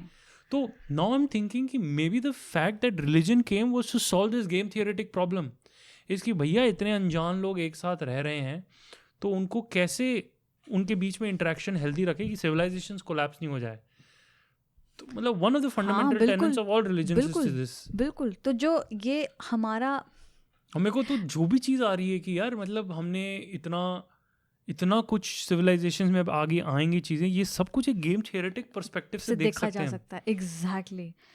मुझे इनफैक्ट ये रियलाइज़ हुआ कि देखो एक होता है मॉरल हम अंडरस्टैंडिंग ले लें, जो एक अंडरस्टैंडिंग मुझे पूरी इस एक समझने से हुई है, सब कुछ पढ़ने के बाद ही वो ये है कि देखो सच्चाई तो ये है, you are very self centered and when it comes to interacting with unknown people, और ये जो सेल्फ है ना वो आएगा ही, ये सच है, इसको तुम झुठला नहीं सकते। पर सच ये भी है कि तुम सिर्फ सेल्फ सेंटर्ड होकर सिचुएशन को नहीं देख सकते, और बेस्ट सोल्यूशन तभी निकल कर आएंगे जब तुम अगले को भी अगला क्या चाहता है उसका क्या एम्पैथेटिक तरीके से, या फिर वो कि तुम्हारा भी कितना, मैं ये नहीं बोल रही कि इतना एम्पैथेटिक हो जाए तो अपने भूल ही जाओ, सब त्याग दो। Which is why you said कि ऐसा नहीं कि हमेशा ही बेनिफिट और डाउट देते रहो, नहीं, बट एक बार दो, फिर वॉच करो कि कैसे। तभी सोसाइटी इसके अंदर लॉ आया कि जब तक तुम्हें तुम्हारे एक्शन का कॉन्सिक्वेंस ही नहीं मिलेगा तो तुम तो चीटिंग करते ही जाओगे। तो ये भी बड़ा इंपॉर्टेंट है, क्योंकि हम बड़े डेलिकेट बैलेंस पे रहते हैं सोसाइटी के अंदर। मतलब तुम सब, पहली बात तो सबको एम्पैथेटिक कराना बड़ा मुश्किल काम है, तो हमें कुछ बेस्ट सोल्यूशन ढूंढना पड़ेगा। वही ये मिथ्स, और जितने हम आगे बातें करेंगे जितने बड़े बड़े और सोल्यूशंस की, वो यही करने की ट्राई करते रहते हैं। इनफैक्ट एक all worlds a stage and all the men and women are merely players. William Shakespeare का बड़ा अच्छा फ्रेज है। इससे डिसएग्री कैसे करोगे तुम? बहुत ही अच्छा लगा मुझे ये exactly उन्होंने एक ही लाइन में दो चीज़ें बता दी। All the world's a stage, मतलब वी आर ऑल। तूने एक और बात बताई थी, मेरे दिमाग में ना स्टक है जब से तूने बताया। एक डायलॉग और एक कोट बताया था तूने कार्ल यूंग का, कि we are all playing a myth and we should know what that myth is, because it could be a tragedy or a comedy. तो जो शेक्सपियर ने जो बोला कि the world's a stage, तो it's a stage, we are all playing, like we are all playing out a myth. है तो हम जानवर ही हैं। मतलब ये जो मूवमेंट है अभी एक दूसरे के प्रति व्यवहार है, ये एक मिथोलॉजी के थ्रू आता है। बिल्कुल। पर मेरे को दूसरी लाइन भी बड़ी अच्छी लगी, we are all merely players. You play a game. तो उन्होंने दोनों बातें रख दी कि it's myth. स्कूल जा रहे हो, you're playing a game. You're attending like a social event, that's a game. If you're doing a job in a company, that's a game. All kinds of social interactions you do, it's a game that you play, and you always have this thing, मतलब हमारे back of our mind ये game ये चलता रहता है calculation, हमारी जो decision making, benefit क्या है, मैं कितना इन्वेस्ट करूँ, मैं अगर किसी को शादी पे जा रहा हूँ कितना महंगा गिफ्ट लेके जाऊँ नहीं लेके जाऊँ, या मैं अपने होमवर्क में कितना एफर्ट डालूँ नहीं डालूँ, या फिर क्या है ये सब हम यही तो कैलकुलेट करते रहते हैं। बट फ्रांस डेवाल की मैंने बात की, उनके बस लास्ट चीज़ बोलना चाहूँगी, उनकी आर इनर एप बुक जो मैं पढ़ रही थी उसमें ये भी लिखा था, again a very true thing for all of us humans, कि हमारे लिए लागू होता है। उन्होंने बोला कि देखो सच्चाई तो यही है दैट, अगेन वो चिम्स और बोनोबस की अगर बात करें तो humans can be more brutal than chimps, but at the same time they can be more empathic than bonobos. So our societies, I'm paraphrasing, कुछ ऐसा ही था कि our societies are never extremely peaceful and never extremely competitive or at like violent war, and we are never extremely or fully selfish, but we are also never fully moral, selfless. हम बीच के बंदर हैं, हम Goldy locks ढूंढते रहते हैं ये, क्योंकि हम हैं तो हमारी डिफ़ॉल्ट सेटिंग वही सेंट्रल, बट रहना हमें सोसाइटी में है। तो हमें ये बैलेंस ढूंढते रहता है कि हम कितना सोसाइटी में इन्वेस्ट करें, हमें भी नुकसान ना हो, तो ये गोल्डी लॉक्स आगे हम ढूंढते रहेंगे कि कौन कौन से ऐसे बड़े बड़े टेक्नोलॉजीज़ हमने यूज़ की या ऐसे मिथ्स हमने यूज़ किए. मिथ्स मतलब ऐसी कौन कौन सी कहानियाँ हमने यूज़ की जिसको सबने विश्वास किया और हम इतने लार्ज स्केल पे कोऑपरेशन कर पाए. वो हमने ऐसे गोल्डी लॉक्स कहाँ कहाँ ढूंढे उनकी बात करेंगे. एक्चुअली मुझे बहुत अच्छा लगा and I am exactly that is what I want. I am not interested in knowing कि ग्रीक सिविलाइजेशन, रोमन सिविलाइजेशन क्या, या मायन क्या, ये या उन्होंने बोला 2012 में धरती सृष्टि का नाश हो जाएगा. भैया सृष्टि का तो पता नहीं, उनका तो नाश हो गया. पर मुझे ऐसे बहुत पसंद आता है कि जब तुमको उन सब के कॉन्सेप्ट बताती, like what is the key take away from all of these things. तो आज का बड़ा की टेक अवे मुझे ये लगा, समझ में आया जो कि मेरा क्वेश्चन ये था कि सिविलाइजेशंस क्यों कोई कंटिन्यू नहीं हो गई, सारी पुरानी सिविलाइजेशंस क्यों कोलैप्स हो गई. तो उसके पीछे तुमने बोला मेन कारण है कॉन्फ्लिक्ट. इंसानों के बीच में कॉन्फ्लिक्ट आ जाता है और उस कॉन्फ्लिक्ट को समझने के लिए हमें ये समझना पड़ेगा कि कॉन्फ्लिक्ट आने के कारण क्या होते हैं, कब आता है कॉन्फ्लिक्ट, प्रॉब्लम क्या है. एक फ्रेमवर्क दिया सर्कल ऑफ ट्रस्ट कि जब आप अनजान लोगों के साथ डील करते हो तो कॉन्फ्लिक्ट आ जाता है. और अनजान लोगों के साथ डील करने में ही lies either the success of the, because कोई भी एग्जाम्पल ले लेते हैं. अब चाइना में इतना बढ़िया कोविड का रिस्पॉन्स रहा, करोड़ों की तादाद में अनजान लोग कोऑपरेट कर रहे थे, तभी तो कलेक्टिव एक्शन ले पाए. जो कलेक्टिव एक्शन तूने बोला था, क्यों? उनकी गेम थियरी सही थी. तो हर चीज़ को हम आगे जो समझेंगे, ये समझेंगे कि जो भी आगे पड़ाव आएंगे सिविलाइजेशन में, मिथ्स आएंगी, कहानियाँ आएंगी, वो कैसे ये हमारी गेम थियरी बढ़िया से रखी को बढ़िया रखते हैं. मतलब ये I don't know if you are using these words accurately, but I hope people and us, between us we will have an understanding. जब हम गेम थियरी की बात कर रहे हैं तो हम ये समझने की कोशिश कर रहे हैं कि एक दूसरे के प्रति व्यवहार कैसे सही रहे ताकि जो आउटपुट हो वो ऑप्टिमल हो. और ऑप्टिमल के आउटपुट क्या है? सुख शांति. सुख शांति, सीरियसली हाँ यही है. सुख शांति यही है ऑप्टिमल. और ये हमें रेट्रोस्पेक्टिव पता चलता है कि सुख शांति आई थी कि नहीं आई थी. तो हम अभी रेट्रोस्पेक्टिव मतलब अब हिस्ट्री को हम पढ़ रहे हैं क्योंकि हम हिस्ट्री हमारे इतिहास में है, उसको पढ़ रहे हैं, तो हम कह सकते हैं कि ओ अच्छा सुख शांति भंग हुई या सुख शांति रही. पर आज हमने उसके नट्स एंड बोल्ट समझने की ट्राई की. बहुत ही मजा आया आज तो हमने गेम थ्योरी को समझा बैटमैन के थ्रू, एक और रेवल के थ्रू, एक्समैन के थ्रू. तो बहुत ही मजा आया. होपफुली आपको भी मजा आया होगा आज की डिस्कशन में. और हमें कमेंट्स में लिख के बताइए कि अगर आपको भी कोई मूवीज से गेम थ्योरी के एग्जांपल आते हैं. I would love to understand कि और कौन कौन सी मूवीज में, like can you think. Basically the framework is simple. Like people put in a situation where they have to make certain decisions and there's like a lot of uncertainty involved कि सामने वाला क्या करेगा, हम क्या करेंगे. There's a lot of cost benefit analysis and there is no right or wrong answer. It's just that what was the decision made and what was the output, the result of it. बहुत ही मजा आया. तो I'm like एक और पता है, एक cognitive framework मिल गया मुझे आगे की चीजें समझने का. तो अब हर चीज़ को हम एक गेम थियोरेटिक पर्सपेक्टिव से भी समझने की कोशिश करेंगे. तो ये कोशिश रहेगी. I am looking forward to the journey ahead. क्या थी हमारी जर्नी, और at least in the most recent time सुमेर से कैसे सिलिकॉन वैली आई. तो इसमें बहुत सारे पड़ाव लिए हमने. अब जो भी आगे के पड़ाव लेंगे हम एक गेम थियोरेटिक पर्सपेक्टिव से देखेंगे. कौन कौन से गेम्स में हमने पार्टिसिपेट किया. और हम ये गेम का मेटाफोर भी अच्छा लगा हर चीज़ को समझने के लिए. It is true. और शेक्सपियर की, let's end it with Shakespeare, all the world is stage and all men and women are merely players. So on that note, let's end our fascinating conversation tonight. Hope you also enjoyed the discussion, and until we meet next time. Bye bye.